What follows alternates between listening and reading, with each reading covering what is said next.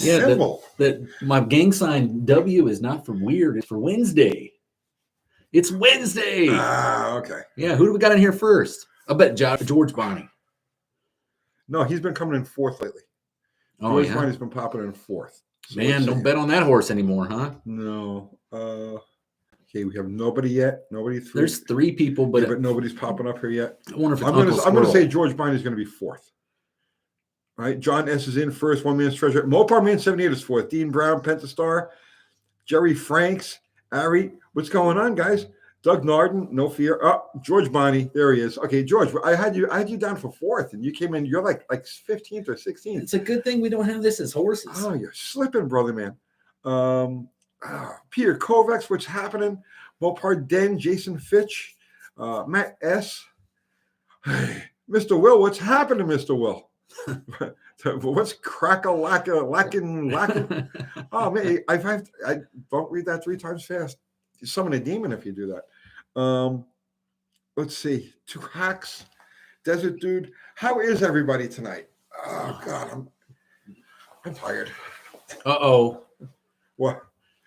You're already showing symptoms, huh? I am showing symptoms. So Uncle Kathy, applesauce, otherwise known as applesauce, she's down with the Rona. I'm about to be done with the Rona, probably tomorrow or the next day. I think, the thing is, though, I tell you the truth, I'm kind of looking forward to it. I need a couple of days off. It's a vacation. I need a couple of days off. I swear to God. So it's like, what are you gonna do? Eric, UTJ. Well, thank you, man. I appreciate that. You are awesome, also. Yeah, Ultra Applesauce. Ultra Applesauce, yes. Ultra Applesauce is laid out with the Rona. She's just like, she's wiped out. I just got done taking care of her. Well, I make it sound like I'm like, I'm not. I'm taking care of her on a bare minimum level. Supplied her with food. That's about as far as my nursing, abilities go. And the saddest part, like I guess being, I don't know, me, I'm like, I have no empathy. Right, I'm like the worst bedside manner. I have no empathy for you. Oh, I'm dying. Too. Well, shut up and be quiet about it. Bruce Sherrill, I can't say that word, Bruce, because of censorship. So there's certain words I can't say, right? But there's actually a supplement. It begins with a Q. That does the same. I can't say the name of it either, and it does the same as another well-known but censored drug. So we've got plenty of that. So we should be okay. Did you ever think we'd live in a country that you couldn't say certain words? No, because I remember as a kid, it was like, we're the only free country in the world. You can say whatever you want. No, you can't. Well, this will be the second time around for me. I had it. Kathy and I both had it at the very beginning. Like we were like the first 2 people in the country to have this thing, right? So, but it's coming around again. So we had the grandkids over on Friday night, and they were both sick. Then the whole family got sick. They got tested. They got it. So now it's obvious it's gonna. And then he had it last week. Well, 2 weeks ago. Yeah, 2 weeks ago, December. I got it on December the 7th, and I was attacked on Pearl Harbor Day. Rocky Myers, I shun modern medicines and treat myself with the meds of my ancestors, Scotch and Irish whiskey. See, I don't really drink, but yeah, I'm the same way, man. I'm totally holistic. I don't believe in, I don't deal with doctors. I'll tell you what I always find does really well when it comes to things like this. Like, it doesn't matter if it's the vid or it's the whatever, right? Honey, in lemon water, orange juice with ginger, right? Ginger, all that stuff does really well. Turmeric, from what I understand, turmeric is another one. It might be. But turmeric, you have to use it with black pepper. If you use turmeric by itself, it doesn't. The body doesn't. That's the releasing agent. The black pepper is like a releasing agent. So it's a combination of turmeric and black pepper. Oh, I did not know that. Yeah. Otto saying whiskey, honey, and lemon juice. Mr. Will saying vitamin D helps. Yeah. I take all my vitamins every day, and I have ever since this whole thing started. Right. And I actually have done pretty well. I've been taking vitamins. Hello, Uncle T and Mr. Rotter. That's right. Mr. Rotter's neighborhood. So You guys, excuse me. Mr. Rodder's Neighborhood is Dallas's channel. So go over there and sub to Mr. Rodder's Neighborhood. Yep, I've met the 500 subs it's needed so I can actually go to the No Name Nationals. Yes. And then we got Bottle Rocket match race in Casper at that race, and then we got called out by Jim Bennett. And, for the monkey bike. Yeah, which you gotta listen. You gotta change that. I can't. You could change the wording on it. You have to, because people assume that you're talking about Honda monkeys. That's like just because Andy got that video of him getting the monkey. But no. People think of, when you say monkey bike, they automatically think you mean a Honda monkey. That's always been called monkey bike as long as I have known. A monkey bike is a small bike with a big person on it. I have never in my life ever heard that phrase until. Really? Yeah. Oh man, I've heard that ever since I was probably a kid. Fubar put the link there. Well, that's probably where the Honda monkey thing got its name. I'm assuming it is, because it's not a Trail 50, and they probably didn't want people to mix that up, right? See, Alva, yes, thank you. Monkey bike is a Honda. So, how many of you guys know a mini bike as a monkey bike or as a mini bike? Just say mini or monkey. Let's get a poll here. Right there, Peter Kovac's mini bikes. Coda Improvements mini bike. Call it the Coleman 100 mini bike race. You should be able to get Coleman to sponsor. I tried. They sent me a bunch of corporate BS bureaucratic emails. Here, mini. Okay, monkey, small Honda, mini. Okay, see, no monkey bikes. Not a single person. Mini. Right. Not monkey. Two Hacks Crush, thank you for the super chat. Jive Hive Jeff there. Don't throw a few bucks your way to help fund your mini bike. Your mini bike, thank you.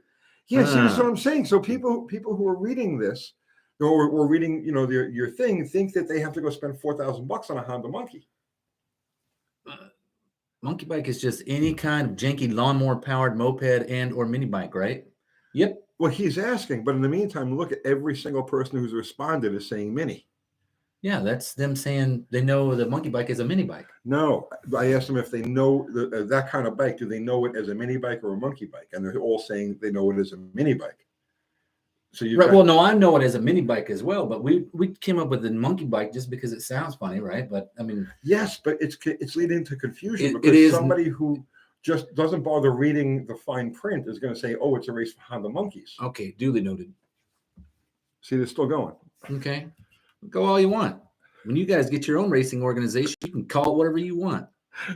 I'm just saying it'll make it clearer and more likely. Actually, what you should do is call it the Coleman 100 mini bike. Right, but see, then I'm starting to tread on trademark territory. Well, possibly, yeah. The problem, that was the deal with like the No Name Nationals. We were trying to come up with stuff that was like we were limiting it to that, but you didn't want to impact it because I couldn't throw YouTube on there, right? The YouTuber Nationals, I'd be freaking sued to death. Here, Unity Motors, Andy's saying monkey bike to me was the old Z50. Right, exactly. How is so is that a Z50? Is that the same as a Trail 50? No. Wait, is it the same? Z50 the same as a Trail? No. The Trail 50 had more. They had all of the off-road stuff. So Mike Batista says monkey bike sounds. No, thank you, Old Blue 426. It has nothing to do with correction. When you already got flyers out there and names, I mean, I can correct it next year. That's not a problem. It's just right now you already got the ball rolling. That's why I hated changing the dates. Yeah, it makes things ambiguous. Z50 is a monkey. Yeah, but you've still got like 8 months to go. Right, but people already know what it is. Okay. Charles Manson, wish me luck, Tony. I'm boring my 318-20 over with nothing but a cylinder hone and a handle. No, don't do that. Don't do that. I've done a cylinder and a half so far. I have one cylinder in 2000 talked about. No, don't do that. Don't do that. If you don't attempt to bore an engine by honing it. Don't do that, right? You can clean up a couple of thousandths of an inch. There's no question about it, right? But no, don't try to go 20 over with a hand hone. That's just insanity. I just dropped off a block to go 10 over. The 383 that's going in Slaghammer. I just dropped the block off at the machine shop because there are limits. You have to know how far you can go with something like that, But no, don't do that. That's just insanity. I once honed a 1-cylinder 60 over. So, and that was at a race. I literally spent the entire night doing like this to a sleeve. So yeah. Otto's asking me because I just did a video on this the other day. I took that. Did you ever see that 430 I took apart that was locked up, and it was just rusty and crusty and disgusting? And I'm like, well, how bad are the cylinders really? Can I clean it up at home? What happens if you just hit it with a hone? Because I got nothing invested in it. You just go in there a few minutes and see what happens. Well, I hit it with the dingle ball to knock the big chunks off, right? And then I went in there with the 3-stone hone. And come to find out, there's actually 2 cylinders in there that are just atrocious looking. There's no way that I can hone it enough to make it work. I'd probably be I'd need a pile of stones, you know what I mean, just to make it. And then you're looking at 30 thousandths over and a whole bunch of taper probably. Austin, yeah. You're lurking. Austin is lurking at the door here. Come into the studio, my brother. Yeah. Didn't want to interrupt y'all. That's all right. Say hi. Everybody knows who you are. Hey, everybody. What's going on? Stuff. Well, I'm trying to paint his, but do you know where the masking tape's at? The green masking tape? Yeah. Someplace over here. I was using it yesterday, the day before, to guide Bondo on the sleigh. Yeah. Yeah. Okay. I'm gonna go. Someplace over here, like on a shelf, or maybe on the car. Okay. Maybe on your car, actually. Maybe. I think the last place I saw it was on the trunk. It was on the rear quarter of your car. Okay. I'll go look again. So some guy, but after I said, hey, I'm gonna just take this to the machine shop, some guy messaged me like, hey, why don't you just hone it 30 over? I'm like, no bueno. Yeah, no. Does Austin live at the shop now? He will be soon once we got the other channel going. And then they have a call out, right? Doesn't the Junkyard Jet guys have a call out for the monkey bike as well? Well, or is that with you? Yeah, Jim that's Jim Bennett, but we're going to do the call out. We're going to answer his call out under our bike channel. Oh, are there too many bikes? Yeah.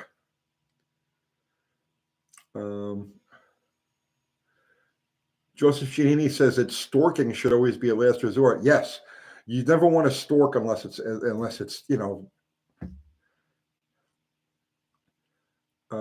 Larry Smith, just subscribe to the Drag Racing History channel. You guys should do a video, drag racing oddities like the Nitro Thunder trucks and the experimentation of stuff like hydrazine.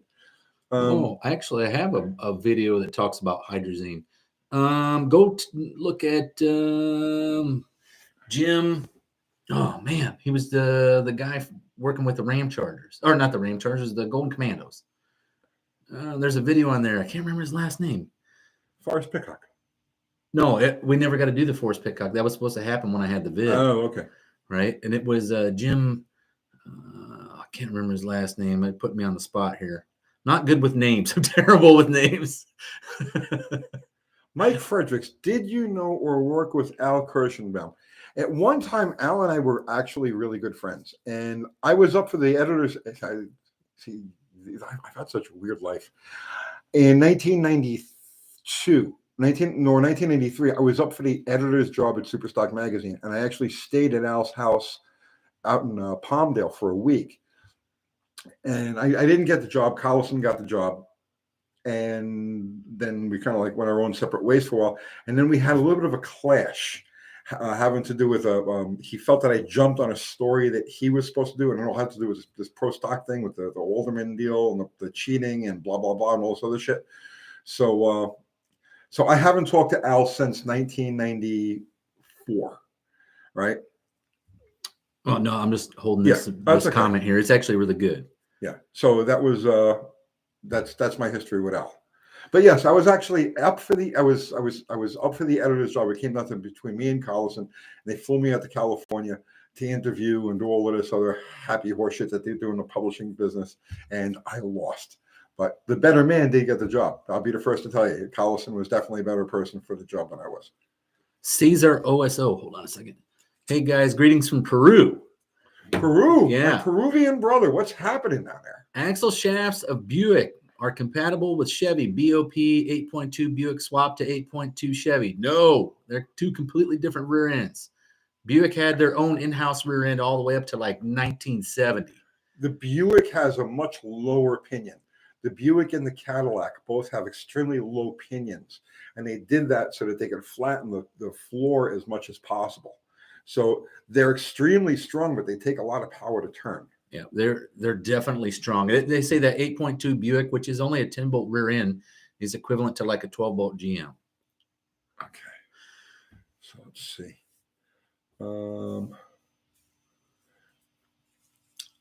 Slowly stork me. That sounds weird, man. You see this microphone up here, right? You can slowly stork on that one. Bruce Shell, 1/8. Yes, it's all 1/8. The whole No Name Nationals is 1/8 mile.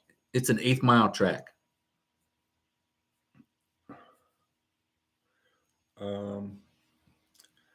Mike Fredericks, thanks. Always appreciate rehashing the good old days. I have forgotten so much of the. Well, we were hot and heavy on that, the drag racing history stuff. What, from like May, June, July, somewhere around there, August.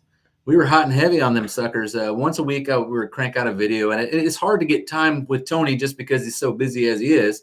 And then my wife was doing all the videotaping, and then she went to work, so it just kind of fell by the wayside. Fubar put the link to our merch, so that's a Teespring link. Thank you, Fubar. I appreciate that. Dallas asked Tony about grease packing oil pumps. He doesn't have to. What I left out of that video is that Buicks and AMCs, and I'm trying to think of Isn't Big Block Dodge an external oil pump? It has nothing to do with it has to do with the style of pump. Oh, because it has we got the teeth style, right? And we got the gerator style. Right. Yeah. Okay. Everything I said in that video applies only to the gerator style pump. There are exceptions. The Buick is one of those exceptions. AMC is another exception. But they're in the minority. They're in the vast minority. I should have put that in the video. Yes, those types of pumps do get packed with Vaseline because initially they don't have enough pull to get up the oil up the. It actually has to lift it higher than what the pump is, so you need suction. But you can get away with it. I made a tool 2 years ago, probably, where all you really need is that pump has to have something in there that's more viscous than what's in the pan, right? So it doesn't really matter what you put in there. It just has to be more viscous in the pan than the oil in the pan. Guys pack them full of Vaseline because it's simple and easy when you put it together. When it's on the car, it's not as easy to pack it full of Vaseline. And I found that you take out the bypass, the nut on the front and the spring and then the piston. And I made a fitting. I just took one of those old bypass, the actual cap on the end, right. Drilled a hole in it, put a fitting on it, and then I squeezed a whole bunch of Lucas oil in there, the Lucas oil oil stabilizer, right, and then primed it, and it pulled a good prime after that. But it is hard to kind of squeeze in there because that stuff is thick, right, like honey. Let's see.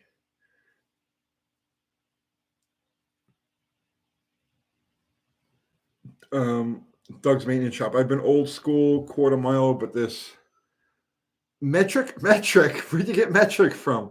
1/8 mile stuff has been growing on me. The more I learn, I was the same way, man. I grew up in a quarter mile, and no, I love the 1/8 now. I have no desire to ever see a quarter mile again. On the Buick, I pack. Ruckworts is asking Vaseline or grease. I use Vaseline, and that's because Vaseline breaks down in motor oil. Yeah. Right, but you will find, just like Tony said in his video, when you prime that sucker, if you take the oil filter off, it will be completely packed with Vaseline inside that filter. Right, especially like, essentially where all the openings are. It'll be hung up right there. Ray Conley, hey Tony, how familiar are you with Buick? I'm barely familiar with it. He lives Buicks.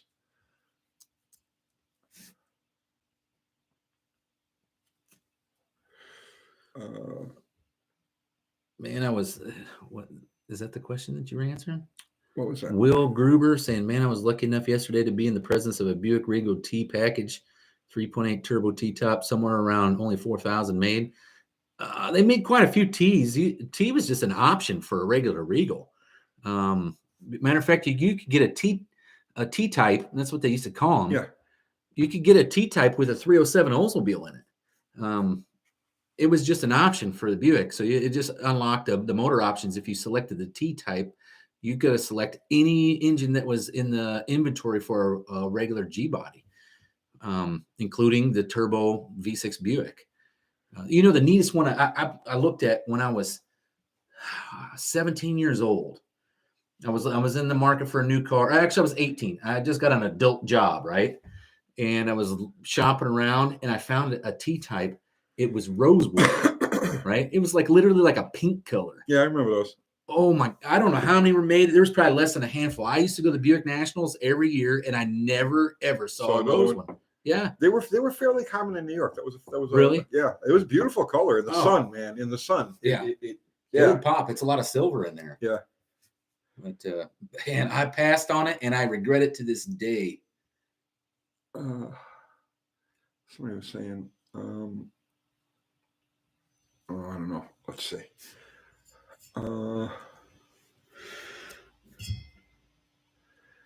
Dallas and Tony, your personal opinions on 7429 Thunderjet with a C6.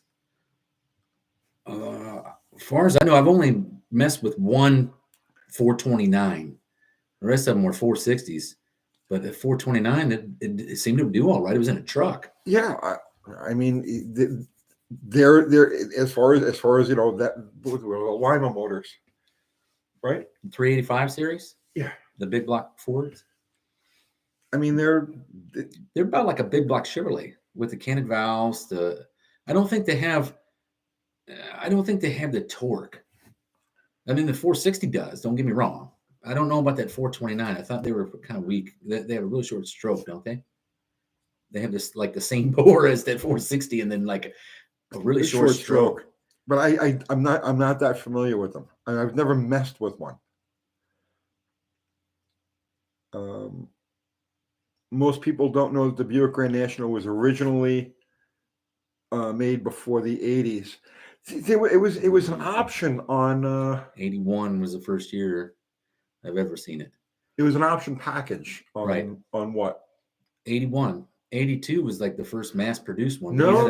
Go back to like the era when there was the Laguna, the Chevy Laguna. Are you talking about just the turbo 3.8? No, the Grand National package. It didn't come out till 81.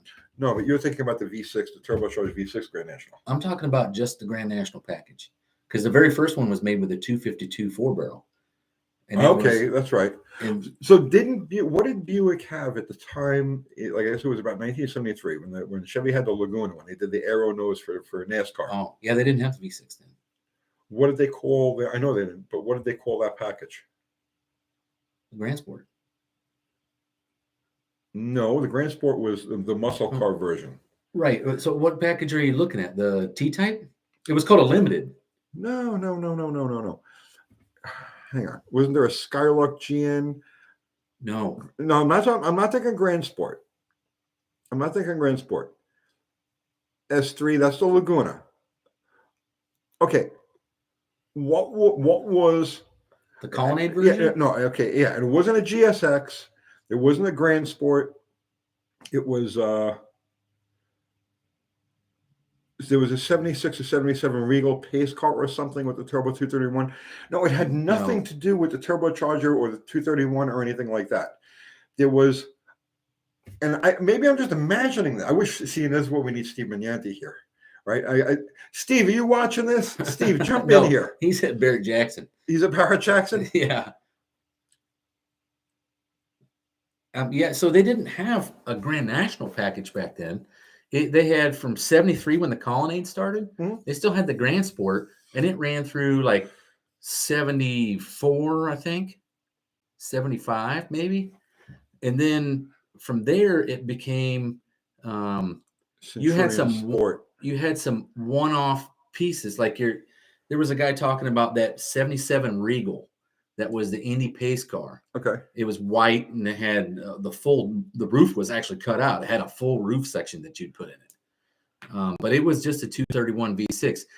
They got I want to say in like 76 or 77, Buick bought back the V6 Buick from Jeep. Okay, stop. Uh-huh. Todd DeNeo. Grand National came out in 73, and yes, it was a Grand National. No. Okay, but I'm telling you, this is I'm gonna Google it right now. yeah, I'm telling Google you, it. I'm going to, but I've never seen anything like that in my life. I've never even heard of it, and I've been doing these Buicks for a while. It wasn't a big. I think they built just enough of them to homologate the nose, or they. Like it wasn't any type of earth shaking thing. He's Googling it. Like I said, I don't have the facts on it. I remember there being something like that. Told by its creators from Car and Driver. What is it? I just got there. It's just talking about the history of the Grand National. Okay, so just 215 first-year GNs were built, but then Russ's team launched a run of all-black Regal GN coupes that would culminate with the truly awesome 87 GNX. Okay. Okay, well, he's looking for that. The Turbo V6 story goes all the way back to 73 when Ken Baker, a young engineer at Buick's test lab, he would later lead General Motors' electric vehicle program, then its research labs, started a Boy Scout Explorer program at the Buick Engineering Department. I decided that a great project would be to turbocharge the recently revived V6 with the capability of performance in lighter cars or fuel economy in larger cars, he relates. Okay, but you're still thinking about the V6. It has nothing to do with the V6. Grand National. Just look up 1973 Buick Grand National. Okay. It has nothing at all to do with the V6 or turbochargers or anything like that.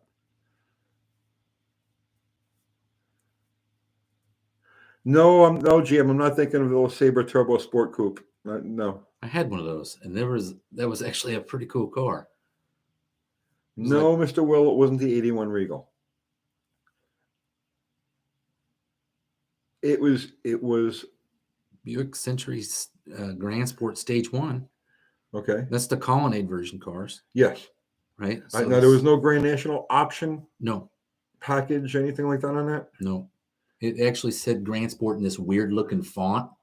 Okay. Oh, there you go. Smoke and Wrench says it's the Mandela Effect. That's it. We're on different timelines. On my timeline, yeah, man, there was an Aero package Buick in 1973, and in his timeline there wasn't. And Google is like splitting the distance here.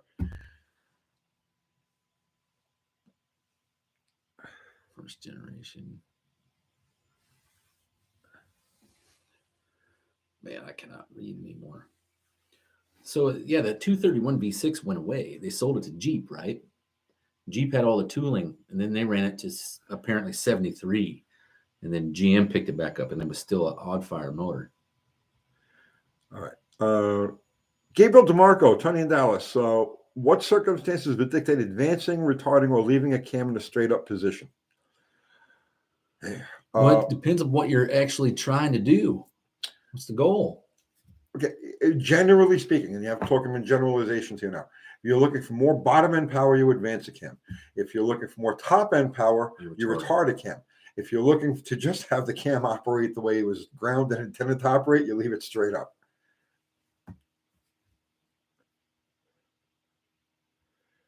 There was a 77 Buick pace car, I believe Regal or Century. Well, it could have been a Century. Yeah. But that... Frank Parks is saying it was a Buick Century Grand Sport for 73. Okay, so then I'm definitely wrong. Then I could have sworn. Adrian Bannon, 1970, had Grand National GNX. What? No. It's the Free Spirit. That's what it's called.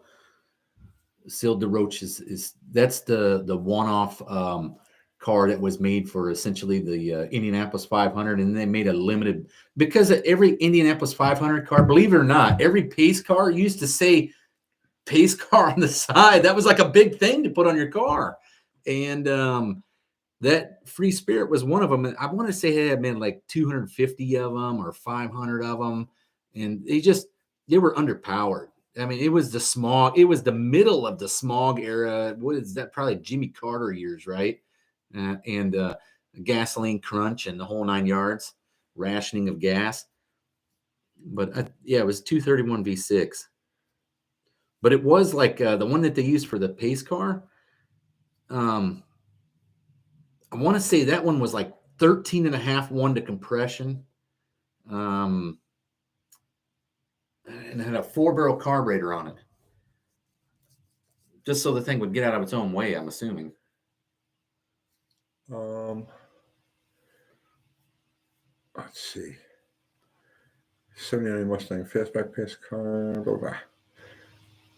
Will Gruber just looked it up. It was an 87 Buick Regal Turbo T, which was a limited production Regal option known as the T package with a T. I know the T type came before the Grand National. If you want to know the real rare one, the one that everybody really doesn't know about, it's called the what is it, WE4 package. I've never heard of that. Yeah, that's the one that comes with like you remember the old Vector wheels? Yeah. There was some of those T types that came with Vector wheels, and people are like, why does it have that Vector looking wheel on there? Well, that's because they had a WE4 package. What else was on there? Just the wheels? No, it was like the aluminum rear brake drums, and it was a couple odds and end pieces. Let's see. Tang. What's going on, Dakota? Oh yeah, it was 68 Buick or a Jeep with a Buick 350. Any quirks? No, it's an actual regular Buick 350. They called it the Dauntless 350 in the Jeep, but it's a good motor. It's a low compression 2-barrel motor, but they're good. They make good torque, and that's what a tow rig or off-road machine needs. Oh, it had lightweight bumper brackets. That's somebody put that on there. Yeah, that's right. Gabriel DeMarco, if traction is a problem in a lighter car, 2,800 pounds, but retarding the cam help. Yes, in all likelihood it would. Oh, and you know, I saw something. See, speaking of that, Zero saying the Monte Carlo came in the Aero Coupe, right? Yeah. I saw something the other day on Facebook Marketplace was a Cutlass Aero Coupe, and I didn't know they ever made one. I don't know. Heard of that. I've never seen one. There was a Grand Prix 2+2. Right, but this was a Cutlass, and it had that bubble back window. I'm like, somebody had to have made this. I've never seen one of those. Has anybody heard of a bubble back Cutlass? Like the Pontiac 2+2? Oh, he said he saw it too. Sil DeRoche said he saw it too. I saw that. And the guy was asking like $800 or $1,000. I almost freaking emptied my bank account to go get this thing just so I had the one-off Cutlass. I don't know if that's real, man. I mean, I know that's remember when those cars were circulating, and I never heard of an Oldsmobile. Well, the Cutlass and the Buick had the same roof line, and that's why they didn't have that, right? The Pontiac and the Monte Carlo had the same roof line. Well, the thing in that during that period of time, Oldsmobile was like deep in drag racing. They had spent all of their money on DRCE, Warren Johnson. So I couldn't imagine them going out of their way to try to do I don't even know if anybody was running an Aero Coupe. Somebody says I saw a Cutlass with an Aero Coupe with a Hearst color scheme. I believe it was custom made, not factory. Yeah, I would think it would be custom made too. I bet George Hearst would have made something like that. Well, I mean, what would happen if you put a Cutlass nose on a Pontiac Grand Prix? They don't line up because it's the body lines are different in the doors, and then you probably could use Cutlass doors, but then your quarter panels would be. They had that hump in them like a Monte Carlo. Okay.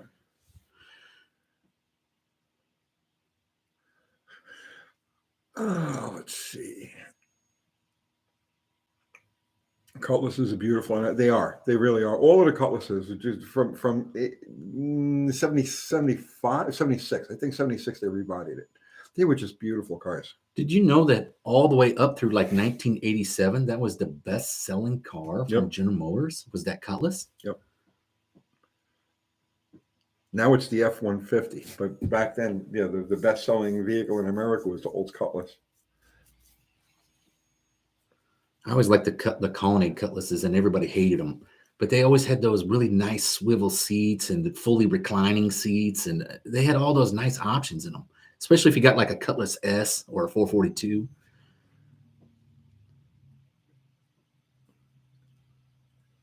My cousin Lisa had one. It was like her first car. It was a 76 Cutlass, and it was so posh. No, I believe you. Mark Gendron says Buick Wildcat. What did they run for motors?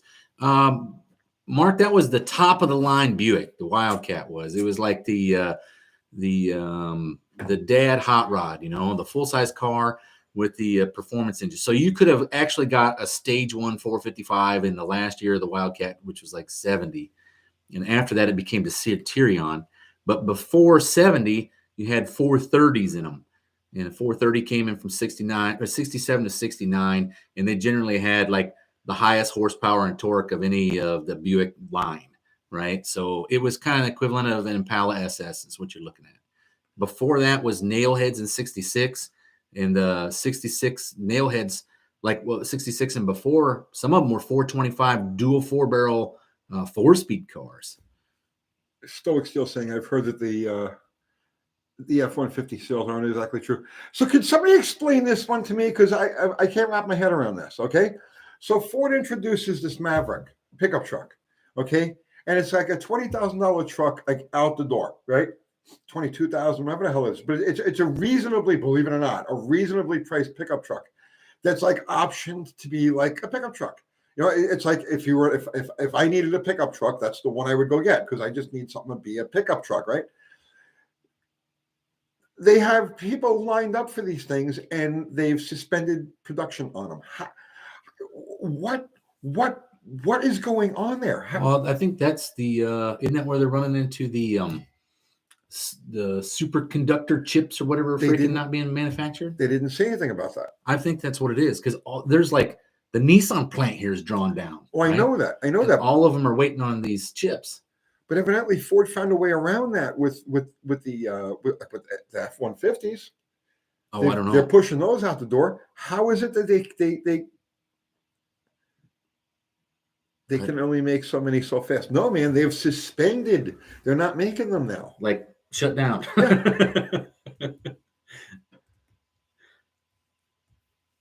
Fastang 85. I was looking at buying a Maverick. No, they can't keep up with production and orders.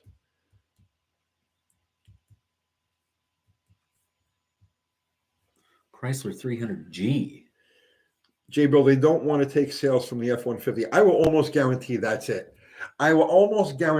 Because it's like, if you take the average person needing a pickup truck, right? You give them a choice between a $20,000 Maverick and an F-150. What's that F-150 based on an F-150? He was saying 50 grand, but it's probably more like 34, 35. Yeah, I was going to say, it's like 34, 35. It's like it was just absolutely the level F-150 sales. Well, here, and the sad thing, this is how far we've gotten away from our roots, okay? You go back to like the 80s. The 80s, the pickup truck was the secondary option for a second vehicle, right? So your family would normally have like a wagon or even a minivan, Chrysler minivan, but then Dad would always have a pickup. So he could go load lumber, he could load, and generally it was an 8-foot bed, standard cab, 8-foot bed. Some of them were 6-footers, but the pickup truck was a cheap option for a second vehicle in a home. It's gotten so far away from that now that it's like the most expensive option out there when you're looking at comparing it against your regular daily vehicle, right? And Chrysler, when Fiat first took them over, right at the end of the Daimler years, right? They came out with a new body style truck. It was like 08, 09, 07, something like that. And they made a package that was I can't remember what it was called. Stacy David was building one on gears. Okay, right? I know you're talking. And it was like a red Ram package or something like that. And it had Express. It had its heritage in the original truck deal, and it was called the Express. And it was a bare bones truck, right? I haven't seen one since. You can't get a 5-liter Coyote in a bare bones truck.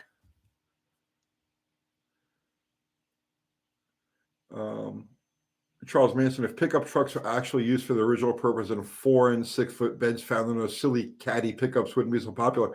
I totally don't get it. I don't understand a pickup bed that you can't just like reach over and take stuff out of. I don't understand that. I don't understand. What good is a pickup truck bed if you need a ladder to climb up to like look over the side of it? I totally don't get it. The pickup truck has become so perverted. It's not funny. I'm just gonna start building my own. Yeah. Every time I want something, I'm going to build my own from now on. That's it. I'm just going to give myself 2 years. I'm going to need a new vehicle in 2 years, so I'll start building one.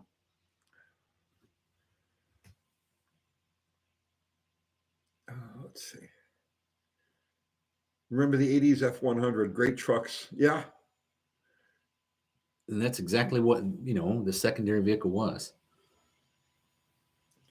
Uncle Tony is a mini truck. I certainly am. The last pickup I had was an S10. It was a slammed S10. Oh, I had an S10. I love them things. Yeah, that thing was fantastic. It was 350, just slammed on Chevy Rally rims. That thing was fantastic. When I moved to Tennessee, that's what I came down here with. Oh man, I look at there's one every day when I drive down Northfield Boulevard. Right. There's like a 80s S10 with Grand National wheels on it. I see it every time, and I want to stop there and buy that sucker every time. Right. I had 2 Ford Rangers too. I had a short bed, standard cab, 4-liter 5-speed, and I had a crew cab 4-banger 5-speed. And the 4-banger 5-speed that was rough, man. I think no power. Yeah, you turn the air on, it actually slows down. Yeah. You can feel it in your ass. Like your butt dyno is telling you, hey, you just lost half your cylinders. See, I never had any Dakotas. I've never owned a Dakota because I always felt that the Dakota was too big.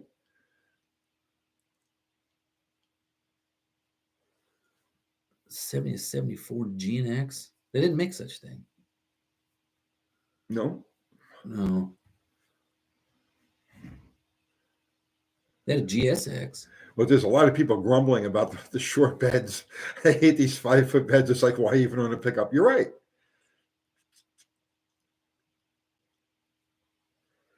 J-Bill, GMC Cyclone and Typhoon with GNX engine. That's what should have happened. What I can take away from it is, do you remember in 1987, the car reviews had the Grand National just murdering the Corvette and like the Camaro and all those? Sure. They were all TPI cars, right? So they in production in 87 of the Grand National. And here's what's neat that a lot of people aren't aware of. In 89, you could have got what they call the TTA, the Turbo TA. It actually came with the same engine and transmission as a Grand National in a Trans Am, right? But they didn't run for some reason. You couldn't eat. They didn't ET. Not like that Grand National. Right. Nothing did. Yeah. Yeah. I don't know what it was. Gearing, maybe. I have no idea. I know that those years they used that weird rear end, and that was like an Australian 9-bolt, right? Yeah, that's right. That's right. And they'd have weird, funky gear sets like 397, and you're like, what the hell?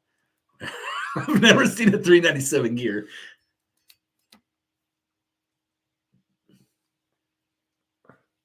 Oliver saying, just don't let it rain on a bed of mulch.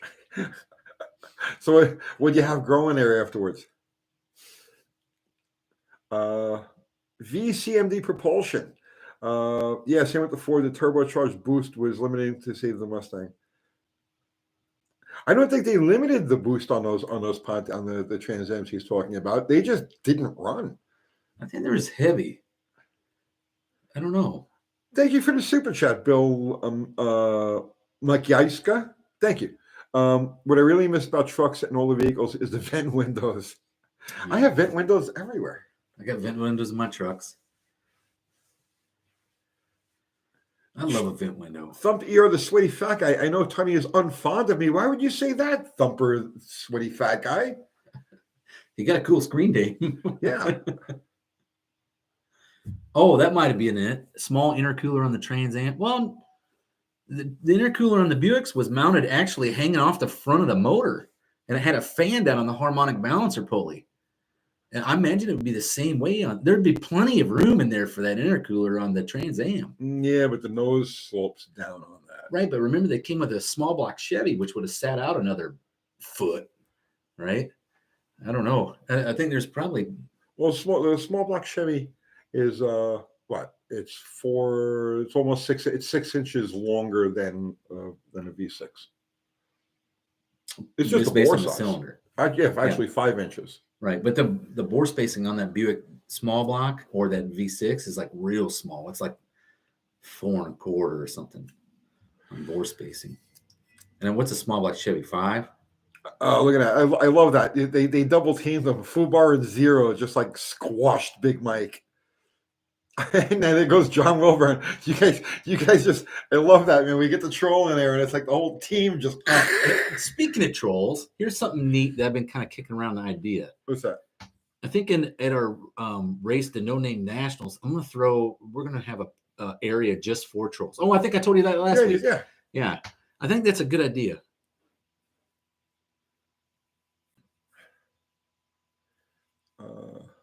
Yes, it is. It's Jetfire. That's then your buddy. That's the guy with that we did the video on. Yeah, and he's right. It's a direct descendant. Me and Tony did a history of that on that engine.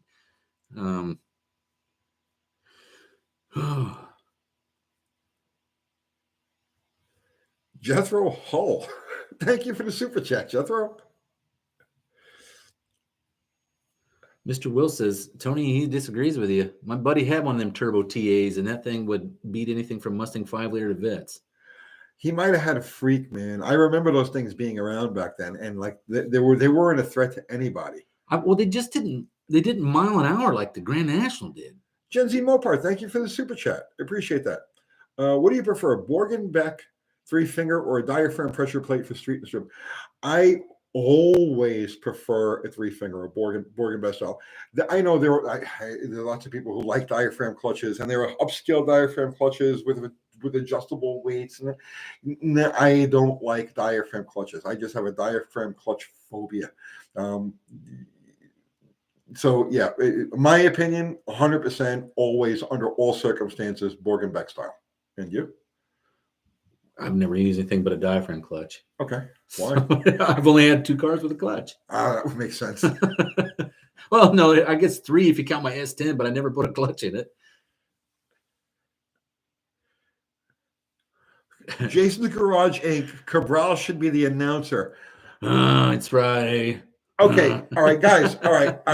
I'm serious about this now. I think we need to have a fund. Freddie Lefty, thank you for the super chat.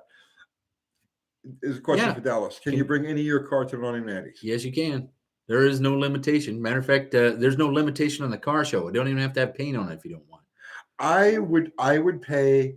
I'll kick $500 in to get Brian Cabral to announce at the No Name National. I don't want that to happen. I think that would be the most entertaining thing you could. Do you think he would announce it though? I'll throw in the first $500. Anybody else want to back up on this? I can only see how this. Here's Sanford pulling into the lane. Oh, Sanford's junk brakes. Surprise.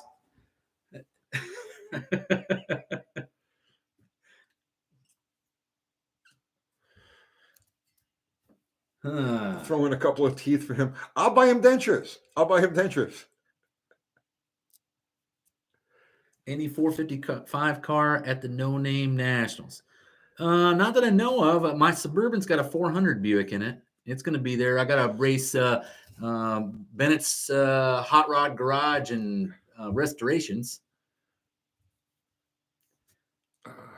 He's got what's he bringing? He said it was I can't remember what it was called, like El Bronco Latte or something like that. They were calling it. I don't know. It's a 1-ton dually lowered. Deborah Morgan says Uncle Tony should build a wicked art piece for Burning Man.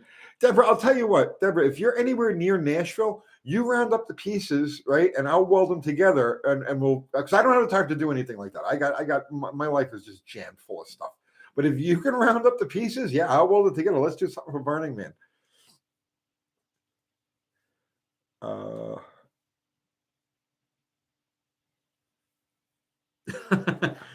Hank Reardon. Well, what he's saying, we need a guy that did the Micro Machines commercials to do the announcing. And I'm thinking, I think I already said on here, we got Ron Ward. Ron Ward's doing that gig. Yeah. And didn't you say you may have? Oh, no, I haven't got anything worked out yet. So that one's still on the hush-hush. Okay. JB Weld teeth. Make Cabral some JB Weld teeth. He's such a character. I love that guy. Let's see. Joe K, is Bottle Rocket ready yet? No, Bottle Rocket's getting a complete freshen up for its match against. I saw you got a Ghostbuster block, huh? Yes. Anything special about the Ghostbuster? I'm not saying about anything other than that when that car hits the starting line, it will have a 318 block with a 318 crank in it. That's all I'm going to say. Ah, and a life insurance policy. Andy is saying his vote would be for Brett Kepner, the Prince of Darkness. I think we need that. I actually think we need that. Well, Brett Kepner is one of my biggest supporters. He was a member of the AHRA. That's his home track, Sykeston, Missouri, right? Mr. Dirt runs there. That's what he calls himself. His alter ego is Mr. Dirt at the drag strip. And his health is not very good. Matter of fact, he told me if he catches COVID, he's dead.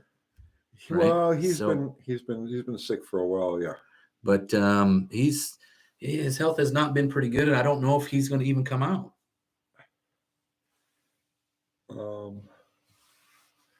Let's see. Kepner, he was a good announcer. He's a great announcer. He was great.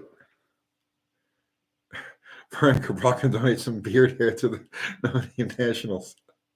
No, I think we'll buy him dentures. There's no question. Nobody ever told him that the VA gives dentures. He's supposed to be a Marine.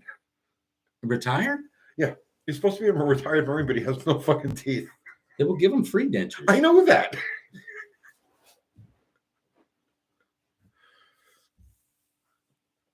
He was never a Marine. Let's see. Dallas should marry a Buick. Trust me, I tried. The state has laws against that. Maybe not this state, though. Charles Manson, do you have any ideas on how Smoky Unit kept his hot vapor engine from pinging? I don't know. I can tell you for certain it definitely wasn't a fast burn combustion chamber. Beyond that, I don't know.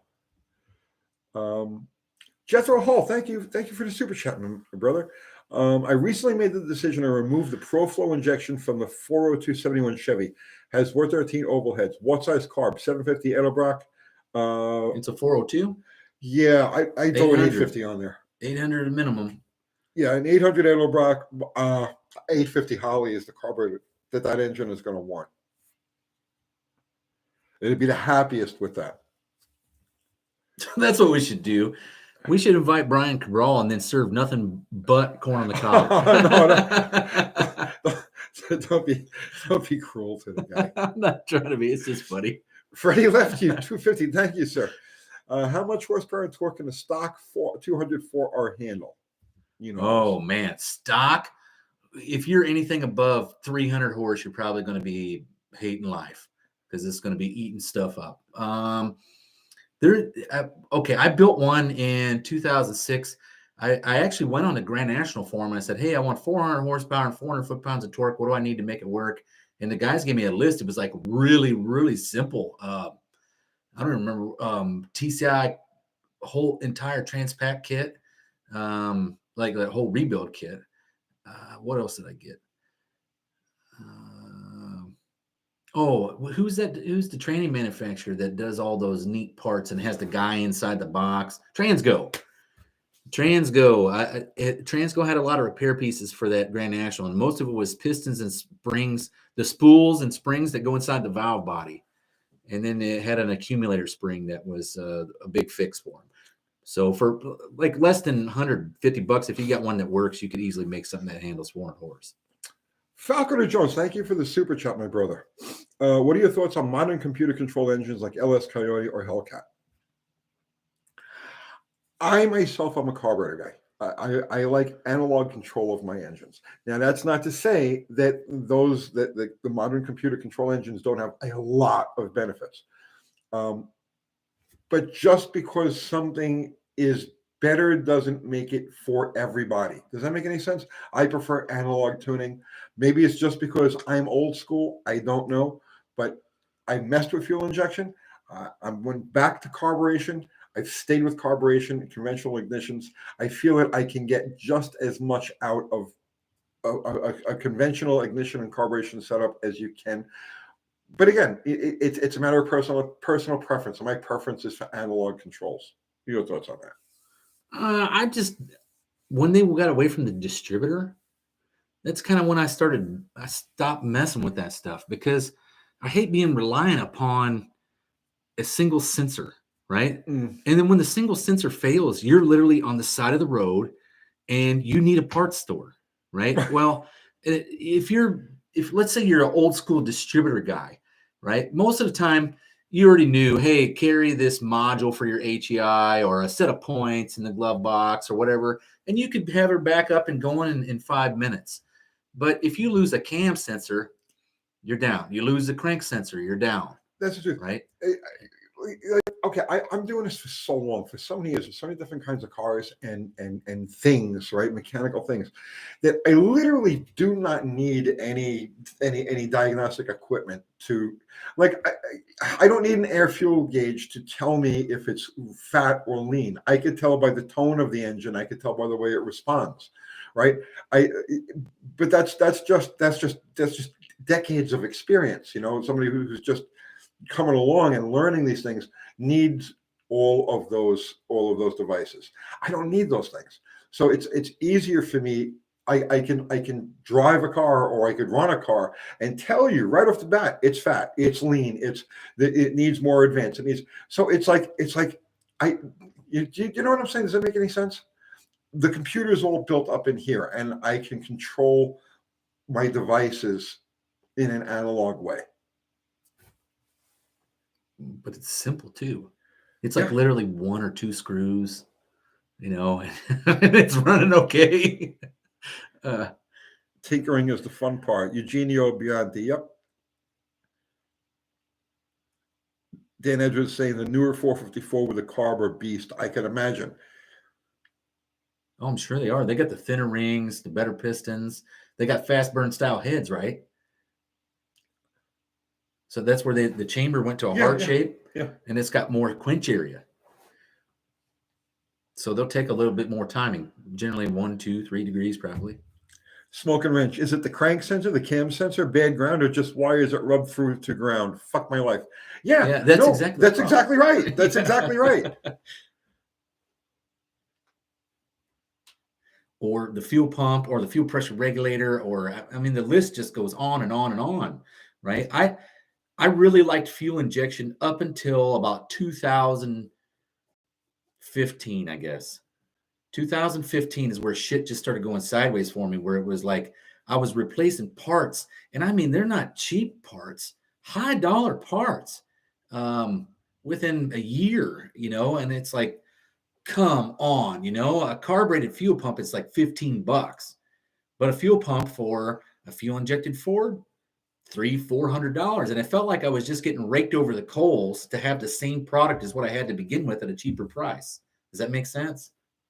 I don't know. Maybe that's the same way you feel about it too. Was my fuel injection really worth it? Is what I was looking at. Was it really worth it? To me, no. Like I have my XJ is fuel injected, but I mean there is no circumstance. There's nothing that could make me either swap to fuel injection or seek something with fuel injection. You know what I'm saying? All right. So Mopar, was it Gen Z Mopar? Tony, can you bring back 6-pack content for the new guys like me, such as setup tips, etc.? It's funny you mentioned that, because my friend Kiwi is finally coming out of hibernation. We started building that Hemi Mitsubishi thing, and he ended up selling it. Somebody gave him an offer on it that he couldn't refuse, so that's done. But he has a 446 pack. I was just at his shop yesterday, and he has a 446 pack that's going to end up over at Dallas's place. So yeah, there's actually a great amount of 6-pack material coming, both on Dallas's channel, Kiwi's channel, and my channel. So you're gonna have 6-pack overload coming soon. John Wilburn says, Tony, I spoke with Kiwi. All is good. Yeah, I went by there again yesterday. So he's excited. He's excited. He's going to start shooting some video. I told him I come out there one night this week, Now that I'm going to die from Rona, I might not be able to. But I told him I'd be coming out there one night this week, and we'll do some practice videos because he's itching to get started.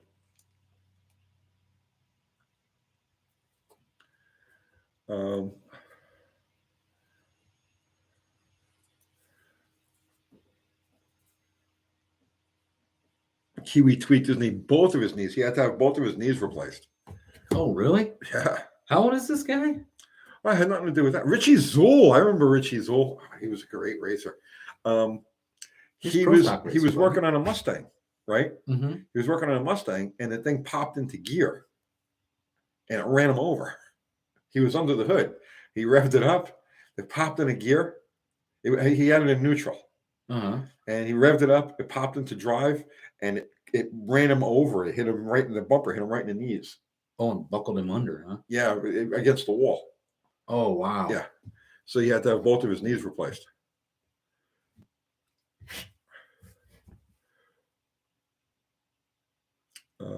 Yeah, Cash for Clunker scam. Somebody's saying Cash for Clunkers is a scam. All it did was pull an entire generation of cars off the road that you could have kept going and had a cost-effective vehicle. No, you had to go out and now you got to buy something to fill that gap. And that's what we're feeling right now. You try to search for something that's reliable and older, can't find anything. Everything's got 200, 300,000 miles on it because people that would have normally cycled their cars out had a gap to skip over. They put more miles on yours, right? Sounds like a typical Mustang running over people. Doing burnouts, crashing.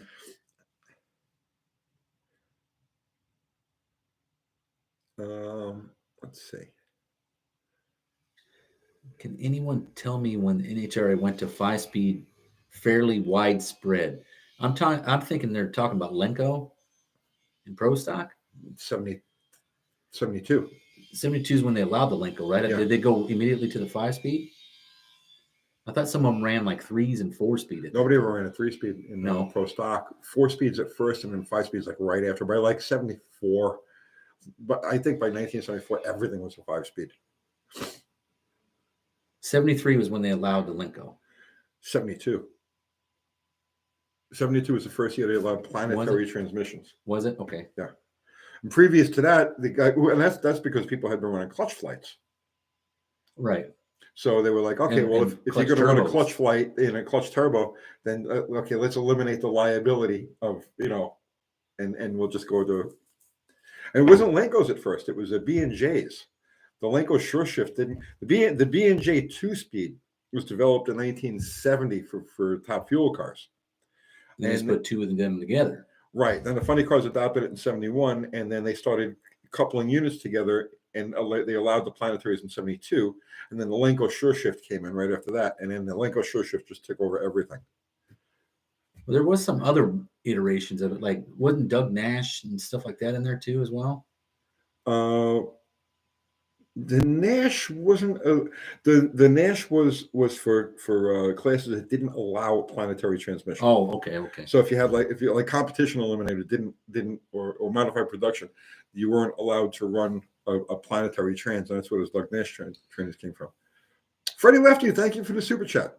I got leads on a 1991 Crown Vic and an 81 Impala. Go get them. What are you waiting for? I think he's trying to throw that out there because I was saying you can't find the older generation car. Those are a bit old, but the Crown Vic would kind of fit in that group. But I've been shopping for Ford Focus station wagons, right? Because I got to beat Uncle Joe at his own freaking game. Reject the price of gas up by double. I got to get something that gets double the fuel economy, right? Otherwise, it'll just eat me out of house and home. So I've been looking at Ford Focus station wagons, and you want to know how hard it is to find one of those with low miles on it? they're not easy. Oh, Franco is saying the. Oh, Fubar put the link up for the AHRA. Oh, there you go, AHRA online. There you go, the Fubar. See, Fubar just takes care of us. Fubar I know he's all over it. Keeps this thing on track. Franco saying the early Lenko overdrive trans were hand grenades. It was the reversers, man. The transmissions themselves weren't too bad. It was those freaking reversers.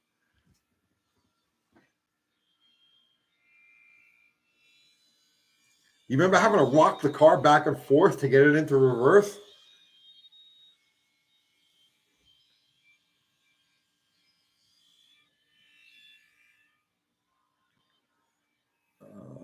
Let's see. Joe K, Dallas, I guess the Buick Suburban ain't cutting it with the gas mileage. No, the Buick Suburban is fine. Matter of fact, I got to jet it down one more set to 72s, but I think it's going to be 14, 15. Right now it's getting 12. When I throw my camper behind it, it should be about 10, but I can't take it to every event. There's no way I could afford to do that. I just pick and choose the right ones though, and I'll like a double day event, kind of like the No Name Nationals.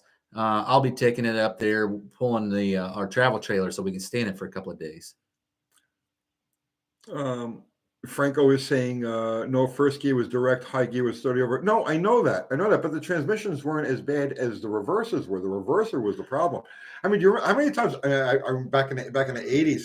How many times the car do the burnout, right? And it's like it just sits there, and it's like you got to go run out and rock the car back and forth so the driver can get the freaking thing into reverse. Well, I was with Lagana at the time. It was so bad we would take two hands. You'd have to help. It was a disaster. Those freaking things. Daniel C. How come people stopped using quick change rear ends for drag racing? Spur gears. Enough. Yeah, they weren't strong enough, right? It's the rear end itself is strong enough, but the spur gears are straight cut. Right, and they break.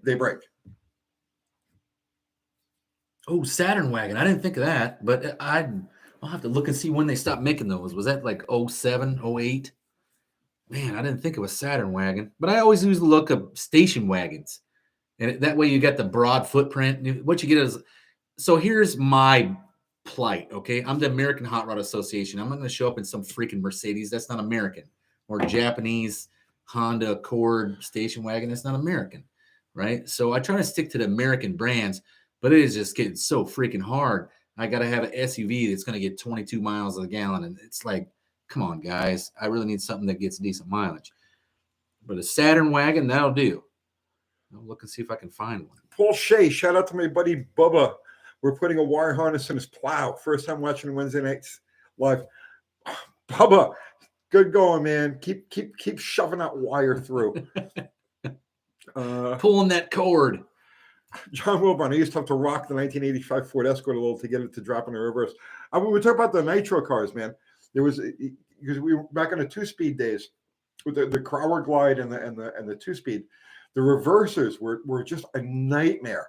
Like all of the stars had to line up perfectly for the reverser to go into reverse the way it was supposed to. Man, good call on that Saturn wagon. Here's some with like 80,000 miles for $1,000. Let's see if I can find one that's in this century, though. Or even this decade. Well, no, century. Oh, there's a 2003. That's a good price. Stasio, don't knock the Honda's. Got a 92 Accord EX 5-speed coupe. It's a really fun car. They're fantastic. I didn't knock them. I just said I can't. I'm the American Hot Rod Association. Why would I show up in a Japanese car? It doesn't make any sense. See, I have no prejudices. I don't care where in the world or by who makes the freaking car. Or the tool or the part. Like a lot of people will be like, "Oh, that's a Chinese piece of shit." Well, not necessarily. There's actually some stuff that comes from China that's really good. I don't discriminate. If you're a car guy, I don't discriminate against anyone. I don't care what color you are. I don't care if you wear a dress. It doesn't make any difference to me. I could care less, right? If you're a car guy, we meet on that level. I'm the same way with parts. It's a car part. It's either a good car part or a bad car part. I don't care where it was made or who it was made by. And I'm the same way with cars. Honda is fine. I'm a Mopar guy, but to me, there's really no difference in any of the, beyond Mopar. Once you get past a classic or a Mopar, to me, there's no difference between a new Challenger and a new Honda. Or they're cars that are built from parts that are sourced from all over the world, mostly from China. So, man, well, I can't find a low mileage one of them Saturn wagons at all, but I'll look at it later. I just try to stick to American brand cars. It's like I'm showing up as the American Hot Rod Association. How can I show up in a Japanese car or a German car? I just don't think it's right. So let's give work to our people. I say, Well, okay, so I said that, okay, in that I don't discriminate against where a car or a part is made, but politically, I'm an isolationist. As far as I'm concerned, we built this giant wall around the entire country, both coasts. Forget the beaches, screw the beaches. We need a 30-foot wall around the entire country, and nothing comes in and nothing goes out, and we do our own thing, and we would rock, So, but that's not the reality, and that'll never happen. So I have no prejudices as to where cars or parts come from.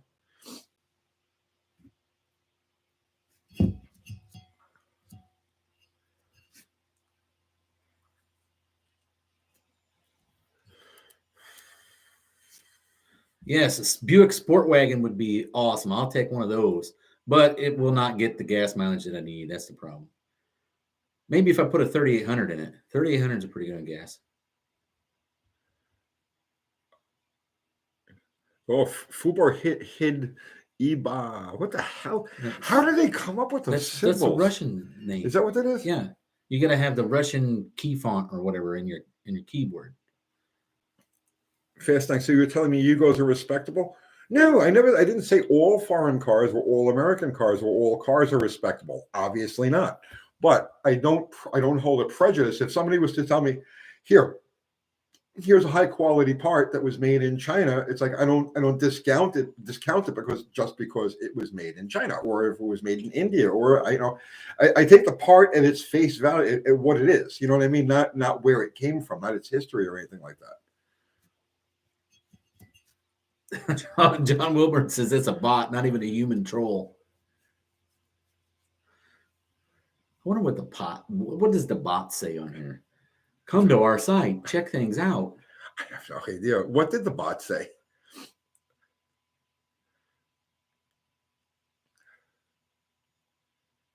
New City Carpet says he has a 2-day drive from New York to the. No, man. From well, it depends. I guess it depends on where in New York you are. But I mean, no, it shouldn't take you 2 days to drive to Missouri. It should take you a day tops. So Deborah Morgan says both Buick and Oldsmobile's 215 cubic inch V8s are really getting hard to find. I'll sell you one cheap, Deborah. He has one sitting on his engine stand he's trying to get rid of.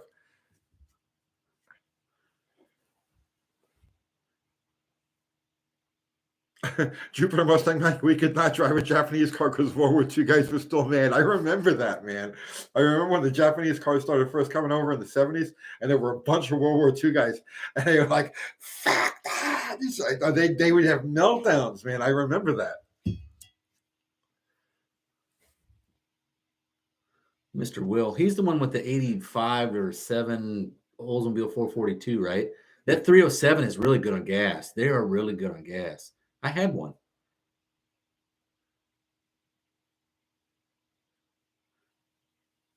I'll check out the Avengers. I don't know if it's the Chrysler Avenger. That's what Roger Isbell's telling me.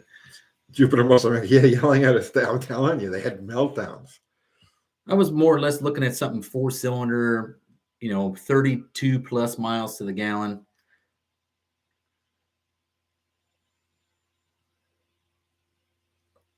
Oh, Olive is saying that the newer Chevy 6s, that's the 4200 Atlas motors. Those are kind of neat. I don't know them. Oh, I'd kill for a freaking 86 Dodge Aries wagon K car.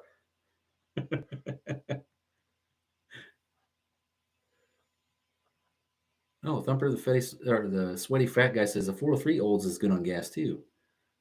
I can find that really easy to believe. So we're right now we're in Murfreesboro, and the next city over is called Franklin. So Franklin is a really bucks up area.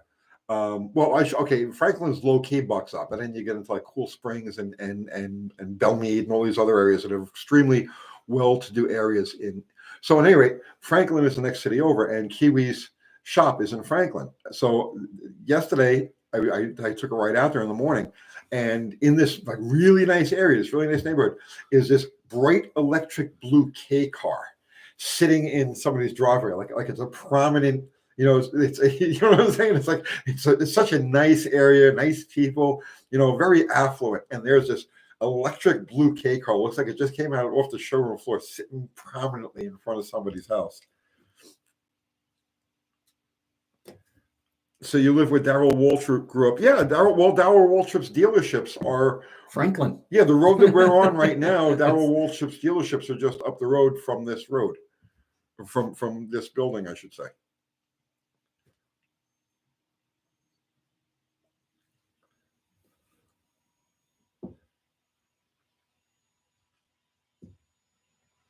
Oh yeah, well everything's down the street in Tennessee, unless you're looking at going to Memphis, which is 4 hours away, or Sevierville, which is 4 hours away. You can literally cross Tennessee in what, an hour and a half? So, North to south. right? That's what I'm saying. North to south, Yeah. but east to west is like 8 hours. Yeah.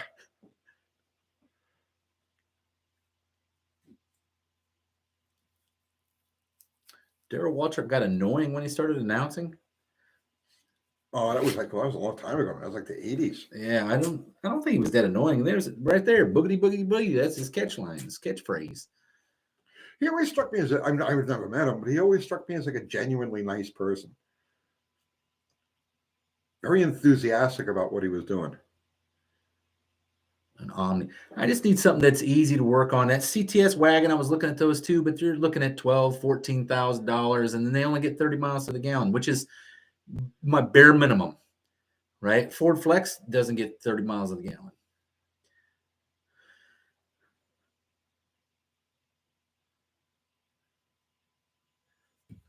I drive 5,000 miles a month, guys. So I mean, it's not like I'd love to have an Aspen Slant 6 wagon or something like that. But I mean, let's get real. 5,000 miles a month I'm on the road. You need something, relatively easily serviced.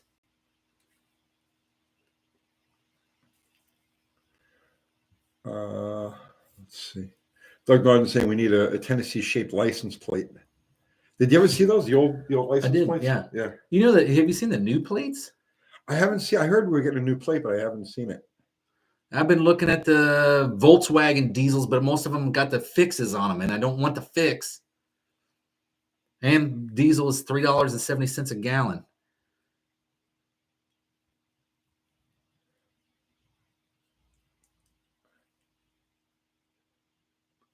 One for the road. That's what I was looking at. I'm also looking at the gas ones right now because the gas is so much cheaper. Joe K saying just install the fuel vapor kit that he tested. Yeah, that's gonna kill it. That'll do it for you. Well, what I find funny is that we have all this crazy emission stuff, right? Federal emission stuff, and they're going after these shops for getting rid of it, but they never go after the fuel economy claimer guys. Why is the EPA not on them? I mean, if it was so easy and so great, wouldn't you think that the EPA would be forcing their products down your throat? Side direct, Tony, who was the first guy to introduce nitromethane to drag racing? It wasn't a guy, it was a team called the Bean Bandits. San Diego. San Diego. Yeah, that's where they're from. Bean Bandits. Yeah, it was a team of Mexican guys, and they called themselves the Bean Bandits. And as far as I know, they were because at first they ran the stuff on the dry lakes, and then when they started moving into drag racing, they brought it with them. And as far as I know, I could be wrong, but as far as I know, they were the first group, the first car to run nitro in drag racing. And before that, it was the Germans. The Germans were messing around with nitromethane in their Formula One cars. It actually, well, the story that I heard was that in World War II, one of the Bean Bandits guys was stationed with someone that like he worked for Testers or something where they built the tether cars, right? And he was telling them about nitromethane is the fuel that they ran in their little tether car, and it increased the power.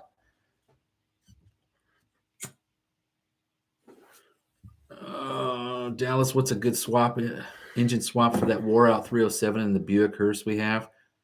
Oh man, it needs to be a BOP motor because it'll literally bolt right in. But with the fan shroud and brackets and all that stuff, I'd say another Oldsmobile V8 would probably be the best thing to do. Two Asgard Germans played with nitro in airplanes. They did, but it didn't work out well in the airplane. They were doing that to make up for the lack of oxygen. They were blowing up, kicking rods out at 40,000 feet. They were trying to compensate for the lack of oxygen at higher altitudes, so they figured we'll use an oxygenated fuel, but it didn't last long. I couldn't imagine that. You want an airplane to be reliable, you know, and you're dumping in like the most volatile fuel on the planet that just it munches on engine parts. I just can't imagine that. That thing would be so. They go up. Well, I guess it would never really lean out the higher you go, right? So because it can't get any more air, it starts drawing less. It wouldn't care, yeah.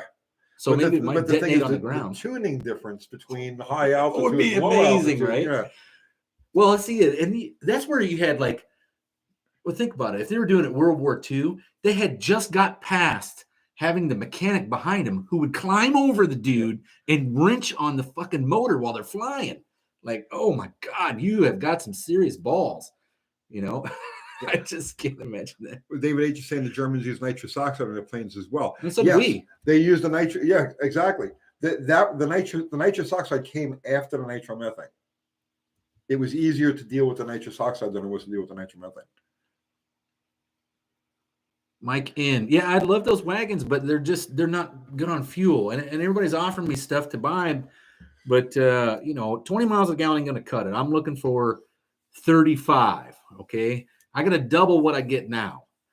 So that way the price is still the same. It has to be a wagon so it can haul my stuff for the track, or an SUV. But the SUV needs to get 30 miles a gallon, and they don't generally do that. Price per gallon. Think miles per gallon. I am thinking miles per gallon.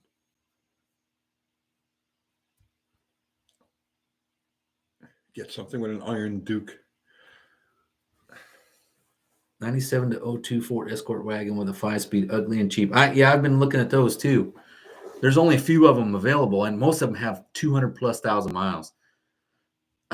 I agree, Mitten made muscle. I do need like a Honda or Toyota, but the problem is, like I said, the name.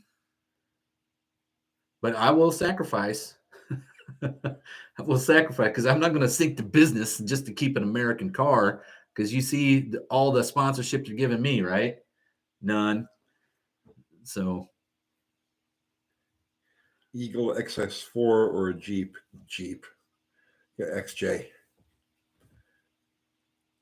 I'd really like to have one of them Eagle wagons though, from like the 80s. You gotta find one though. They're just so in good shape. Yeah, they're all beat to death. Yeah. Every one that I see is just like, I like them. I always have too. My grandpa had one when I was a kid, a 4-door, it wasn't a wagon, it was just the sedan, right? Yeah. But man, that thing was so awesome in the snow because you just flick the 4-wheel drive and off you go, and it would get decent mileage. It was not a bad car. Sell the Dallas one of your XJs. I'll take the E-Piro. Okay. Did you sell that back to that guy? No, he never came and got it. no. You want it? No. Oh, okay. Pontiac 2-liter, if I can find one, huh? I've been looking at Chrysler minivans because they make the most sense. They can haul all the stuff.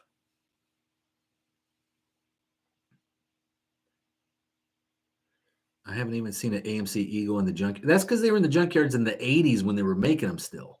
They were pretty rust buckety. They had the shortcut option where they would just tow it right from the dealership to the junkyard. Save you a lot of trouble. Yeah, they had to tow them because they wouldn't even run on the lot. You couldn't even drive it to the junkyard. Astros are good. Astro vans are great. Oh, those Astro things vans take a are great. pounding. They take a beating. You can put a ton of miles on them. The Windstar is a turd, man. The Windstar is nothing but trouble. But the Chevy Astro vans are awesome. So that's how I got to this Ford Focus wagon, right? Look at a Focus from that era. They'll have 330,000 miles on them. People are trying to sell them for $4 or $5 grand, right? And I'm thinking, God, man, that's what I need to get, is something that do that kind of miles. Thumper says he has an Astro panel you can have. There you go. An Astro panel van? Mr. Will, thank you for the super chat. Tom, when did Nitro start popping up on streetcars? 70s, 80s, 80s. It was around in the 70s, but it was like, that was one of them like super top secret things. But around 1981, 1982 is when it started to like work its way into the street, and the kits started to become available around 1986, 1985, 1986. Did I ever show you this? I guess. Here's 1982 AHRA rule book, right? Literally fits in anybody's pocket. I imagine it's meant to fit in the booby tassel shirts from the 80s, but I'm not sure. But in 82, AHRA came out with small block pro stock on nitrous, right? And that's when it started getting big. Well, I tell you a story about nitrous oxide kits, right? The plate systems came out in, I'm going to say like 1985. Right, where the kit, you know what I mean? Like I thought it was 70s that came out, late 70s. Not as kits. Oh, okay. Not where you could just order everything you needed. It came the plate, the solenoids, right? Okay. Gotcha. That was like around 1985. Around 1986, 1987, Mike Thermos, Mike Thermos, NOS, was an old funny car racer. He ran a funny car called the Sopwith Camel in the 70s. So he started nitrous oxide systems around 1980 or thereabouts. And we used to talk back and forth because we were both nitro heads. So I used to hang out at Scotty Guadagno's place, PG Performance, the Buick guy. Right. You know? So Scotty had a deuce and a quarter Buick that he street raced. He had a few different street race cars, but he had a deuce and a quarter. And Mike sent us the very first fogger system. And that was on Scotty's car. Scotty did all of the R&D work for nitrous oxide systems on the fogger on the street in New York in his deuce and a quarter. So that was like history. See, I was in on a lot of history. Yeah, a lot of firsts. Yeah, breakthrough moments. Joe K asked, do I plan on hauling a lot of weight in this wagon? No, it's not a lot of weight. It just takes up room, and that's why I need the wagon. Yes, Dodge Pro Stock team did get busted with nitrous in the early 2000s. But it wasn't until, let's see, I want to say 1995, Billy Glidden, was it Billy? Was telling Bob Glidden, it might have been Rusty, but I don't know, was telling him that you can put nitrous on a Pro Stock car and nobody can find it. And Bob was like, yeah, right. I'll give you a day to do it. And then it came back out like the next day, and he could not find it. Well, I got involved in that whole thing. I was actually named in a $30 million lawsuit between Bob Glidden and the IHRA. Oh, really? In 1988, based on a story that I did in Drag Racing Illustrated magazine. I don't know if any of you guys collect magazines, but that's all besides the point. They had a couple different ways to do it. So it doesn't matter now. This is such a long time ago. A prominent Oldsmobile guy, right, actually had blocks cast with oversized water jackets, and those were pressurized with nitrous oxide. The I can believe that, the diesel block. Yeah. The Glidden. Well, okay. I'm not going to say the names. It doesn't make any difference, right? One popular system had in the hood scoop. The scoop itself was double layered, and they had a flask-shaped nitrous system in there. The electrical connections were made through the hood pins. So when they laid out the glass on the hood, what they did was they had a section where you could slide this flask in. The electrical connection, the wires were glassed into the hood, and the two of the hood pins at the front, one was positive, one was negative, and that's how they activated those systems. And that's the one that everybody had the big hullabaloo about.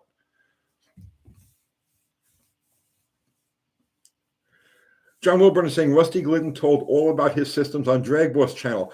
That is something I would love to see. Yeah. I'm going to have to go back to John Wilburn. Do you have a link specifically to the video that he talks about that? Gas vapor system gets 50 miles per gallon. I'll do that. I'll test out the gas vapor system. They did not purge it. They didn't purge it. Bill. They weren't looking for consistency anyway. It was a dry system. There wasn't. It wasn't like they had a whole elaborate deal. They were looking for 20 horsepower. You know, you got to remember on a pro stock car, right? 20 horsepower is huge. You know what I mean? These guys will spend like $50,000 in 2 years finding 20 horsepower. So they were just looking for a quick snort through the scoop up in the lights. That's all they were looking for. Just that edge if they needed that edge. Well, and the funny thing is that people weren't like, okay, so you guys are just talking about it now, but if you go back and watch the videos from that era, you'll see them. You can tell it's kind of obvious because it'll be like the Dodge guys will run what? No matter who they run, they're running 0.2 faster than them all day long, right? And it was kind of almost obvious because the cars have always been almost comparative across the board when they get the weights right, right? Like the first couple of years of the 500 cubic inch deal, it was kind of all over the board, right? There was the Chevrolets was the rear Morrison guys were really leading that charge. But after the 500 cubic inch deal, I'd have to say they were all pretty comparative. Once they got the weights kind of balanced out. Well, the Fords, once they went to the 500 inch, the Fords kind of like went right to the freaking top. 1986, 1987, the T-Birds. Right. Well, that was just Glidden. I mean, it really wasn't every single one of them. Well, Glidden and Ricky Smith. Who was the other guy? Ricky Smith was strong, man. He was big on IHRA stuff, but he would enter NHRA national events every now and then, and you're like, oh, that's that the guy who runs for the IHRA? And he would really manhandle a lot of them guys. Man, who was that? There was a third one. Larry Morgan. Larry Morgan had. Is that right? Larry Morgan had a Thunderbird. No, I don't remember. Man, that era right there, like 86, 87. I'm actually going to go from like 83 to 87 was just awesome pro stock. Yeah, the stage breaking at Wayne County. Yeah, there was all kinds of crazy stuff back then. But somebody before said that if Glidden wasn't spraying, that Jenkins would have like run away with everything. And you know something? I agree with you. I agree with you 100%. Jenkins is the only pro stock racer that I know of that never messed with any of the conventional methods of cheating. I'm not saying that he was straight up with everything that he did, but as far as I know, he never messed with nitrous oxide or anything like that. Jenkins is probably. I agree with you. If it wasn't for all the crazy stuff that was going on in that era, yeah, Jenkins would have owned everything.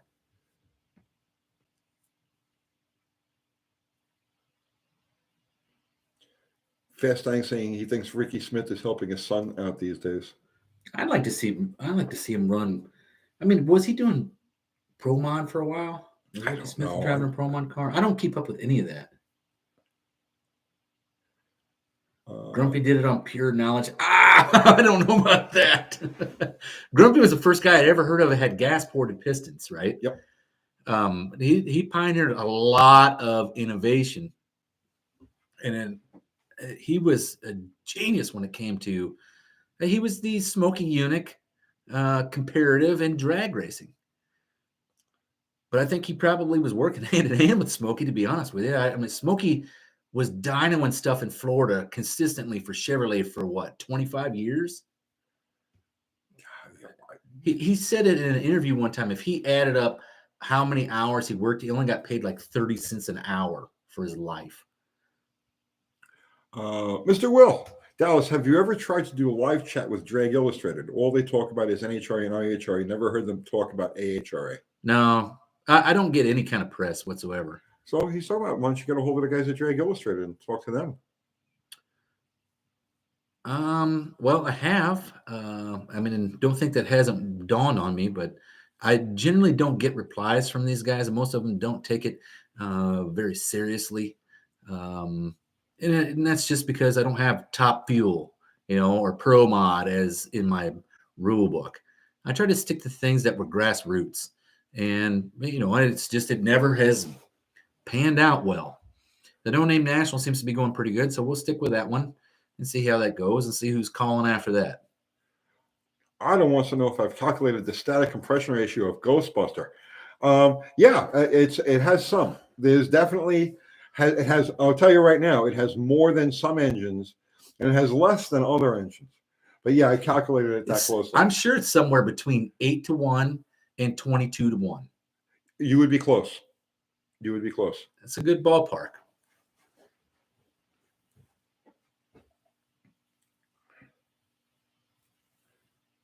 John Wilburn is saying, for what it's worth, Dallas got 100% more views on our live stream than Competition Plus guys got with Pat Musey. Right? Yeah, there you go. That's true. And we were like literally up against those guys as we're doing the live stream.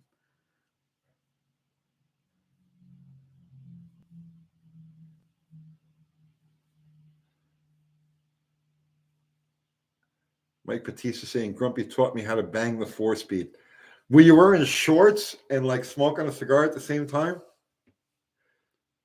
So Mr. Will saying, Mr. Will, I need like 30 plus, man. And that 3-liter V6 ain't going to get it. I've seen you post that a couple of times. I haven't said anything about it, but I can't just do it. I can't jump into a terrain that's only going to get 22. My truck will get a 22. My white Ford truck gets almost 25.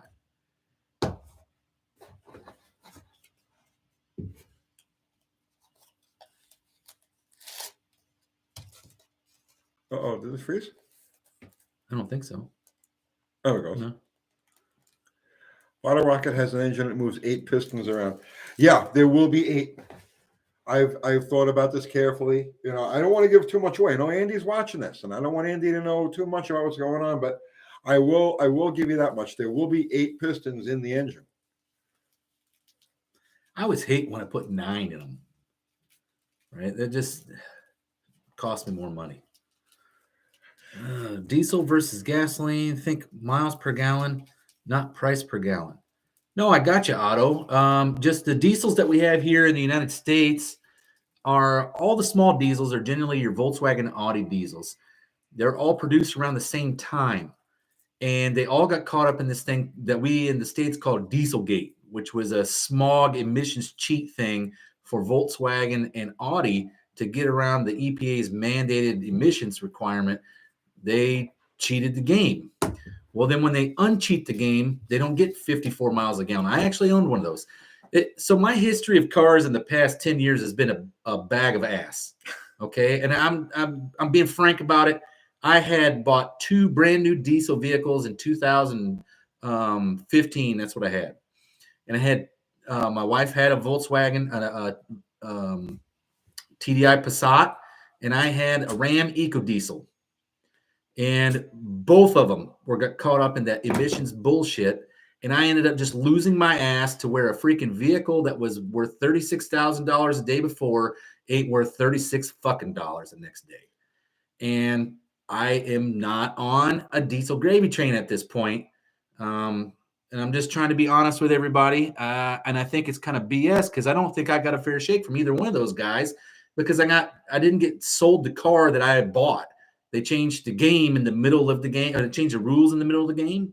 And so I got fucked. And the American federal government didn't look out for me at all. But I had 2 of them. I love diesels. I had a Power Stroke diesel. And that's what made me trade it in for these other fucked up diesels.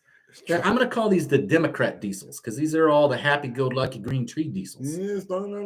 Let's not get political here. Let's not get, Well, that's what happened to them. They got a bunch of emissions crap on them that ruined them. I agree. It's definitely government nonsense, bullshit, terrible. But we try not to get directly into. People can read between the lines. I just didn't like how I got handed a whole turd on a stick, and I am the one that had to take a bite. Okay, let's see. Yes, but they cheated the American person, too, that bought those things. Thrash Metal and Fun Riff says the system worked. They were cheating the test, Dallas. Yes. They also cheated the American person when the vehicles got caught. I don't know if you guys drove any of those fixed ones. Let's see. Doug Nardin wants you to go. Turn me loose. Away, right? No, man, I'm telling you, that was who could take a hit like that? You take a car that is 4 or 5 years old and it's not worth nothing overnight. I went to trade it in the Dodge dealer, my Ram, and they wouldn't give me 12 grand for it. 12 grand. I paid $36,000 4 years before. Zero Die Loser. Thank you for the super chat. Yeah, thank you. Check my blood pressure. No, I just think it's a butt fuckery, and nobody cared. Oh, Mike, and note to yourself, never bring up diesels with Dallas again, ever.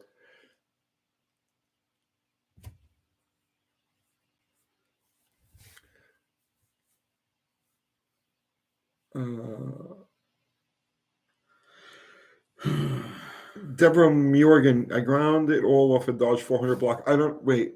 What are we talking about there? Let me go back. I want to see what Deborah's talking about.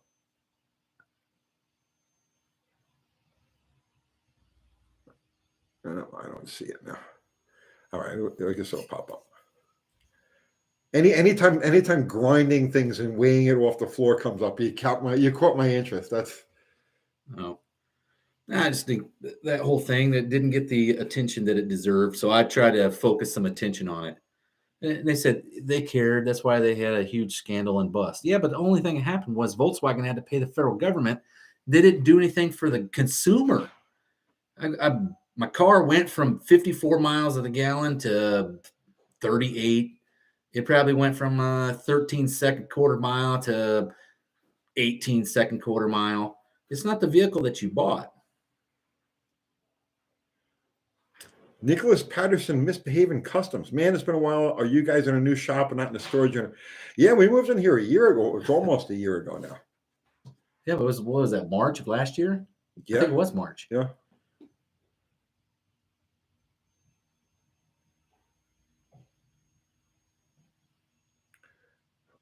$65 Monaco. Thanks for staying out of political opinions. Yeah, we try to. There's plenty of places out there where politics is the thing, and we try to keep it. We try to keep it out of here.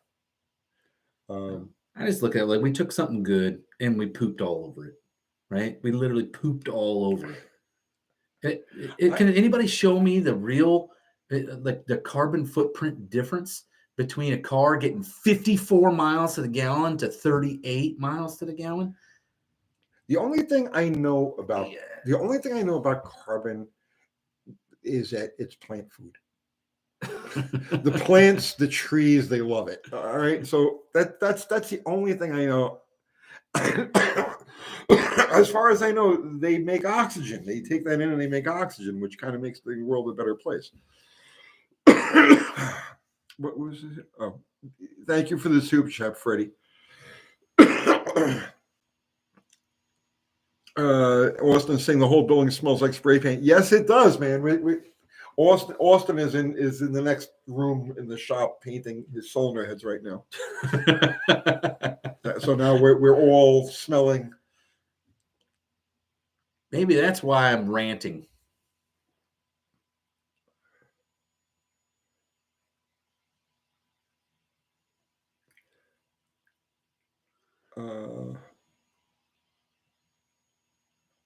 Let's see.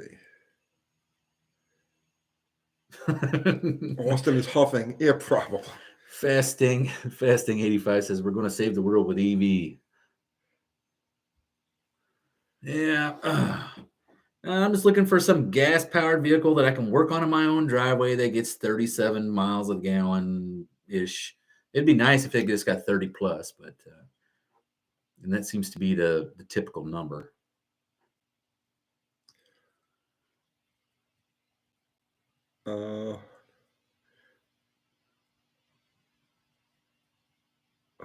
The quickest way to lose a friend is to talk politics or religion. You know what my grandfather used to say, that those are the things you don't talk to anybody else about. That's the truth. That's the truth.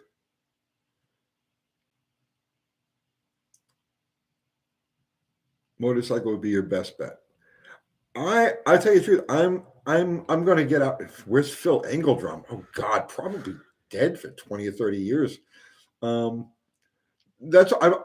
See. Here's the thing. I'm of the opinion that we're absolutely on the verge of of economic and societal collapse. I don't necessarily think that's a bad thing.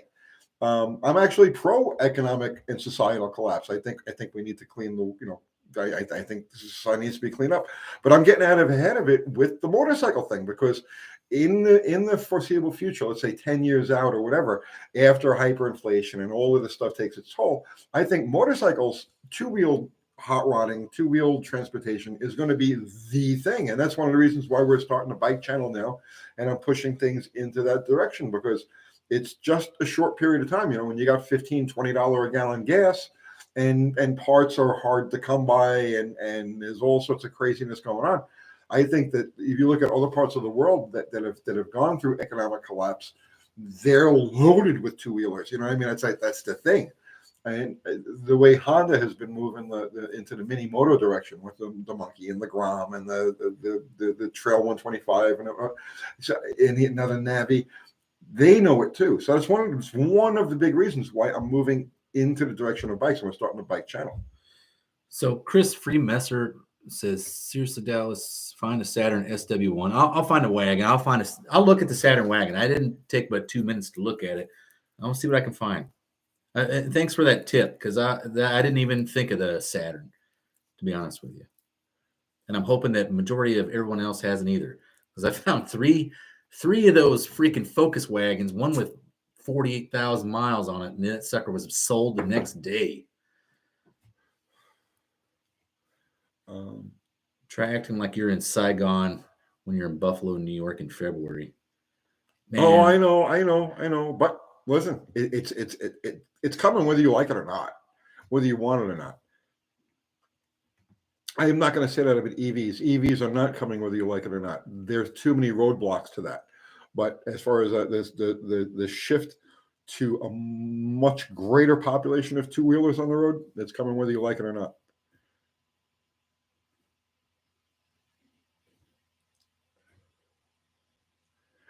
Jupiter Mustang Mike is still in Saigon.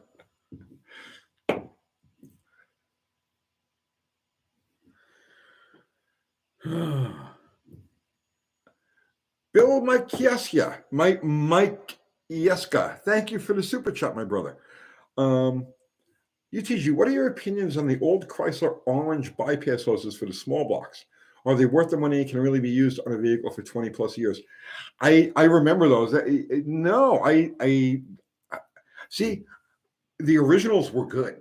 And they did last for a long time. I couldn't tell you what the composition is of the newer ones. Reproductions. If you're going to buy a reproduction, I have no idea if they're made of the same type of materials. But the ones that they were using in the 70s or early and middle 70s were great.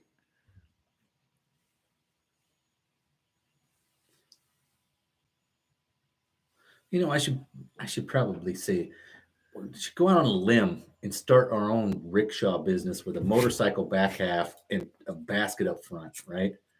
And then you just shuffle people around in a rickshaw.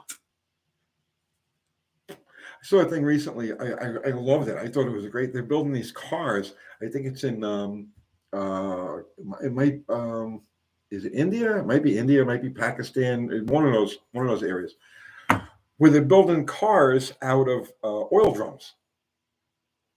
They take an oil drum, right, and they turn it into like a cockpit.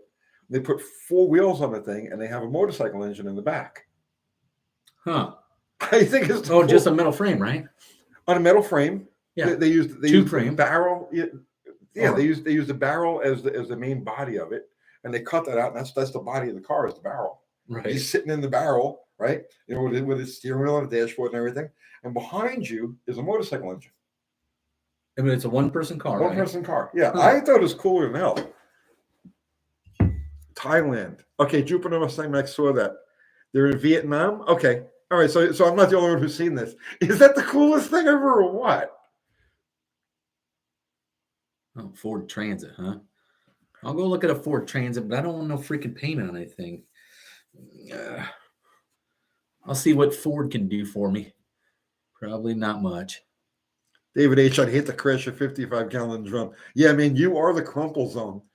And the sad part is you got a drum cut in half. All I can imagine is like jagged edges all the way around.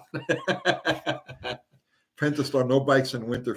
Bro. Listen, I know. I used to ride year round. Like in snow. I just rode all the time. I couldn't do it now.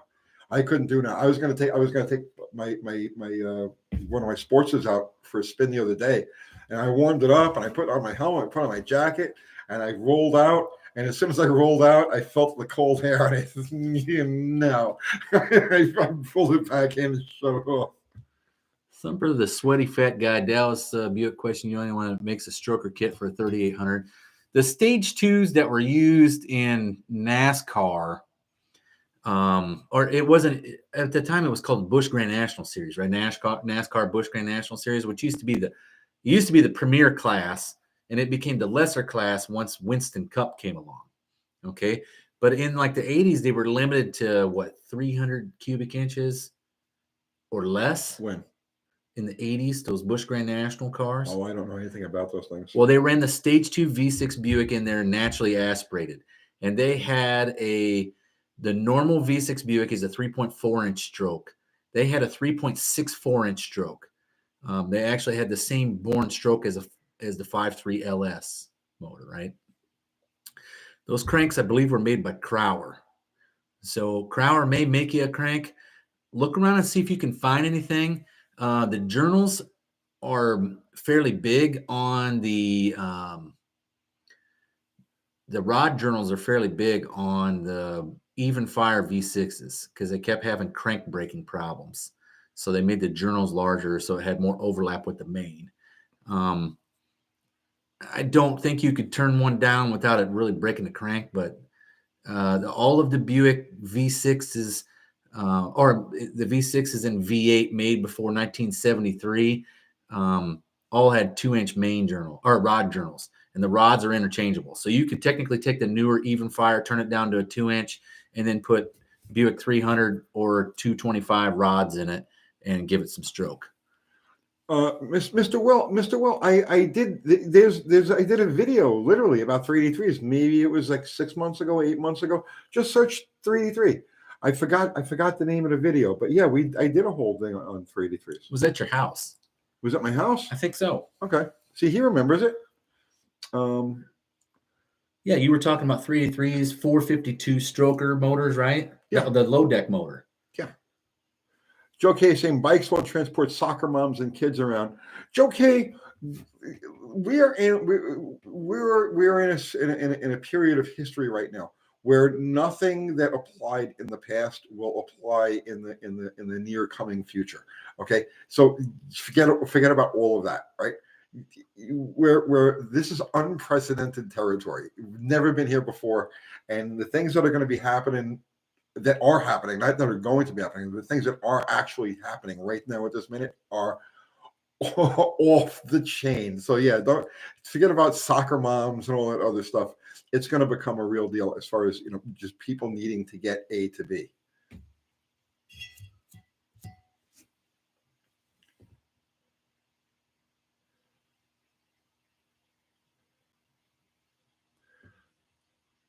Smoking Wrench 2006 Kimco VNX 250 motorcycle up to 60 miles to the gallon. Huh. Well, I mean, any Sportster will knock down 55. I was going to say, my my old man had a Sportster way back, like in the 70s, that get 50. Yeah.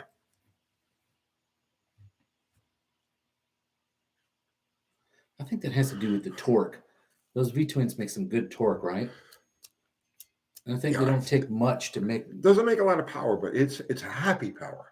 It's a happy, easy torque. I'm sure it's like American V8, right? Yeah. So it's got a lot of like mid-range torque, usable torque. But how will you expect Karen moms to adapt? Well, if they don't adapt, they'll just die, because that's how life works. That's how the world. that's how history over the long term works. I just can't wait to see what happens when they all have figured out that they can't go drop their kids off at school. What's going to happen? Oh my God. Right? Like, Darwin Foster, are you going to accept Bennett's monkey bike channel? Yes, yeah, absolutely. But we're not doing it off this channel. We'll be doing it off of our bike channel, which is called Too Many Bikes, and we'll be in production. Oh, there you go. Very shortly. There you go. Dave Norman says in Australia they have a 4.2 liter stroker kit for the 3800 L67. That's the same V6 in the States. The L67 3800. So if they got a stroker kit, there you go. I wonder who makes that one. Dave, you know who makes that one?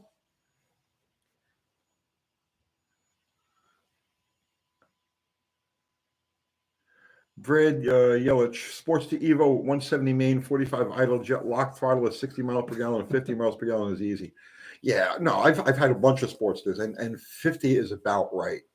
Two Hacks Garage said though all the Karens will become grumpy mall walkers. That's if we have malls. Yeah, still. find them all. Right, exactly. Well, I mean, find them all today, right? Could you run a steam engine off radiator heat? No. I need to start looking at that stuff like Burt Monroe was doing. Did I ever tell you? Oh, and I found his book. Did you want to borrow it? Is that you that wanted to borrow it from me? No. All right. There was a book that came out. It was called One Good Run. And I got it when I was in Australia. And it's actually like the whole life story of Burt Monroe. So think of it like the world's fastest Indian plus 40 years, right? Okay. So he was a delivery guy for milk or eggs or something like that on the southern half of the island where he lived in New Zealand, right? So he didn't have a delivery vehicle. So he built a trailer that he could put behind that Indian. And then he would drive it around. Well, then they started rationing the gas during World War II. So he fabricated a device where he actually burned coal and then it would pump the exhaust. Yeah, a gasified setup and pump the exhaust through the motor and run it off of that. So he just put a piece of coal in there and drive it around. Which, if you know anything about coal, it's just a condensed version of oil. So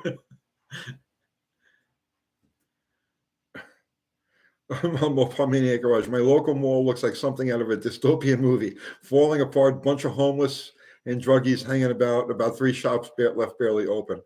Yeah. That's all coming to a neighborhood near you. Have you seen the empty shelves and all of that? Guys, I'm telling you, right? You know, this is nothing new to me. I've been watching this evolve for the last 25 years. You know what I mean? So it's like, it's nothing new to me. I'm not surprised or in the least, but you should really start paying attention.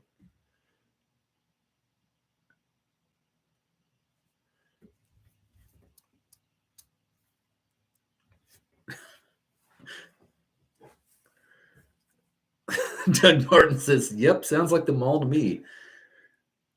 Victory Motorcycles is out of business? Yeah, they went out last year. Aren't they the ones that had the Indian as well? No, that's Indian. No, I thought Victory created that or picked that name up, right? Yeah, no, Indian is its own separate thing. Is it really? Okay. I was going to say, man, that sucks because now Indian's out of business again. I mean, wouldn't that be 3 or 4 times?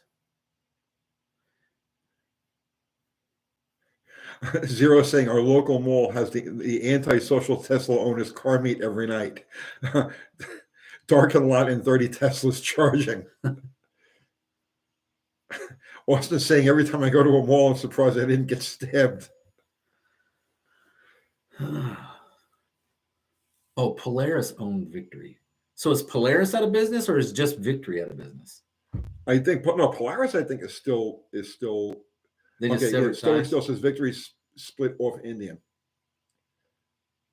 Oh, so basically, Indian Victory still Indian. Exists as Indian, right? It just became Indian, right? Yeah, right. Gotcha. So all they're doing is they're morphing into a name that has more clout to it. Mr. Will, thank you, man. Tone, I convert my 87 Olds 442 to HEI and a regular car, but I lose my gauges. No, actually, I did the same thing. I had an 87 Cutlass Supreme with that same roller motor 307 and a 204R. I just didn't have the 8.8-inch rear end like you did. I drove that thing would get 25, 26 miles a gallon without the computer-controlled stuff on it. It was really good on gas. I love that car.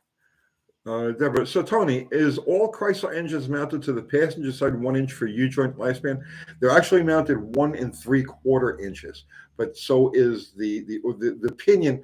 So the pumpkin is centered. The pinion is 1 3/4 inches off to the side, to the passenger side, and that lines up with the engine being mounted 1 3/4 inches.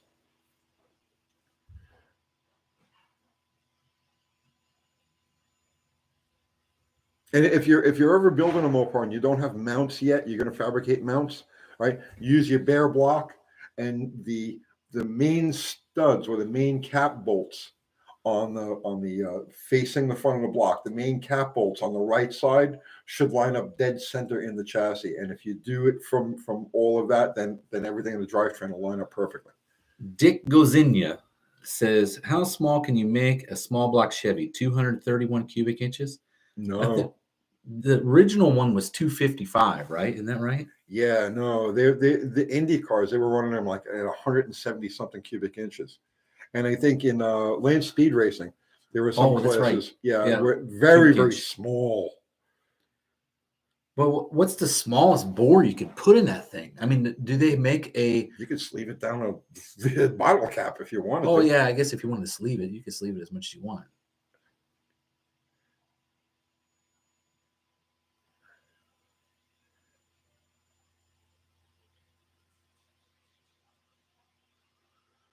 Ford had a 221 small block.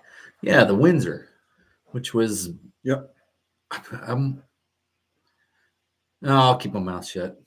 Wendy's saying our mall is going down at two in PA. Not many stores left. Yeah, I'm telling you, get ready for the new reality. Get ready for the new reality. Tony, any tips for the cam installation on my Slant 6? Offhand, no, but you've got my number. Throw me a text, and when you're ready to put it in, and I'll walk you through any questions you have. See, Slick Line 45 gets it. The malls killed the mom and pop stores. The internet killed the malls. Now Asian markets with big businesses killing everything else. Remember to buy American. That's the only way to fight it. Amazon killed the mall crowd. Yeah, could you imagine? See, if you're in commercial real estate, man, all real estate is going to go through a bloodbath, but commercial real estate is like less than worthless at this point.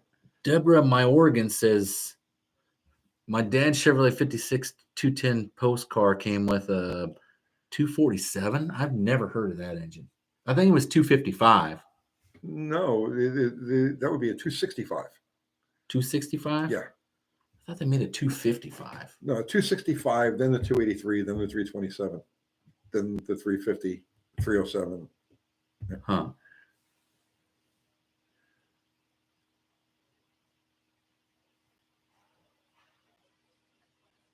America doesn't make anything anymore. That's why I hold on to the stuff that they did, because it lasts a long time. Yep. 347 is Pontiac. Yeah.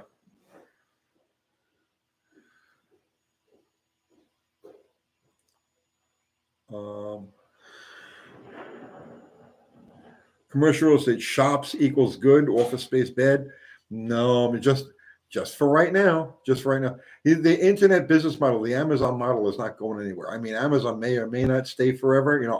Who knows the evolution of companies, but the evolution of technology dictates that online buying is taking the place of everything. There's very few, and now Amazon's actually starting to open stores, because there are certain things like women's clothing that has to be actually tried on.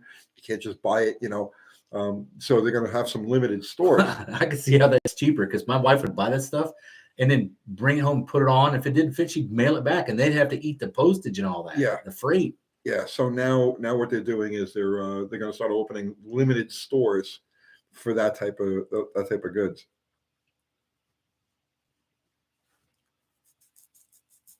Chevy was a 262. No, that was Danny Boy. You're thinking about the one that they had in the mid 70s that they put in the Chevy Monzas. That was a 262, but the original one was a 265. I think that's what they're talking about. It's late 70s, smaller motors. Oldsmobile had a 260. Will Pigeon, you were smart leaving New York. It's a horror show here. I know all about it, man. I saw the handwriting on the wall. It was time to go.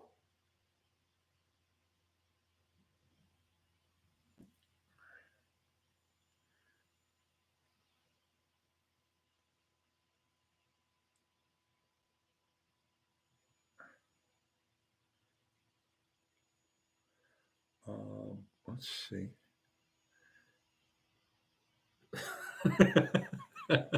Jay Malone says the Olds 260 is the most gutless engine ever made. I One know of they were them. good on fuel, though. One of them. Did I know Nunzi? Yes, I did. Biggest business to grow during COVID was OnlyFans.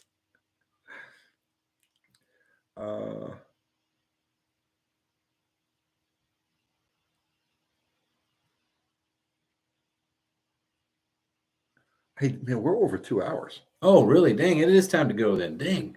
Tonight flew. Yeah. Dallas, has the AHR ever had a series like the Fast series? No, not yet. I was actually, that was one of the things Tony threw at me last year. Is something similar. And I didn't think outside the box and come up with something that'll work with that. I'd really like to do that. But those cars are getting stupid fast now. Have you seen that? Like Yeah, they're 11s like- on a polyglass. Like, how is that happening? 11s. They're running in 9s on polyglasses. I haven't seen that. Oh yeah. Huh. Well, there's two different levels of class racing, or fast racing. Yeah, there's one that's limited, and they're like in the 11s, the unlimited cars, like Dave Dudek's Roadrunner, and now he's got a Barracuda. They're deep in the 9s, like 970s. It's on like a 800 polyglass. horsepower stock appearing motor. Yep. Through exhaust manifolds, through full quiet. Oh, that's what I'm exhaust getting system. at. It's like, that's unbelievable. On a polyglass? That's a polyglass Yep. tire? Yep. Huh. All right. Well, hey, it's time to go. We've been rambling on long enough, and it snuck up on us. So Yes. we got to get out of here. And until next week, make sure you hit up the ahraonline.com and get yourself a membership or some merchandise, or you can visit our eBay store and buy some merchandise. And don't forget the No Name Nationals coming up September 30th, October 1st at Jeffers Motorsports Park. Which is not my event. It's not It's Tony's not event. my event. I'm saying, tell the world it's not my event. It's Dallas's and John Wilburn's. Yep. I'm just supporting. All I'm doing is supporting. I have no input on anything. We fought about monkey bikes. I have no input on anything. I have made no arrangements, no classes, no nothing like that. I'm going there to match race Casper, and we're going with our other channel to Jim Bennett called us out for the mini bike thing. So, but yeah, I have nothing to do with it. It's Dallas and John's puppy. They've conceived it. They constructed it. They've engineered the classes, and I think they're doing a fantastic. I'm proud of both of them. I think they're doing a fantastic job with Thanks. this. But yeah, make sure you get to the No Name Nationals. And if you're not registered, get registered.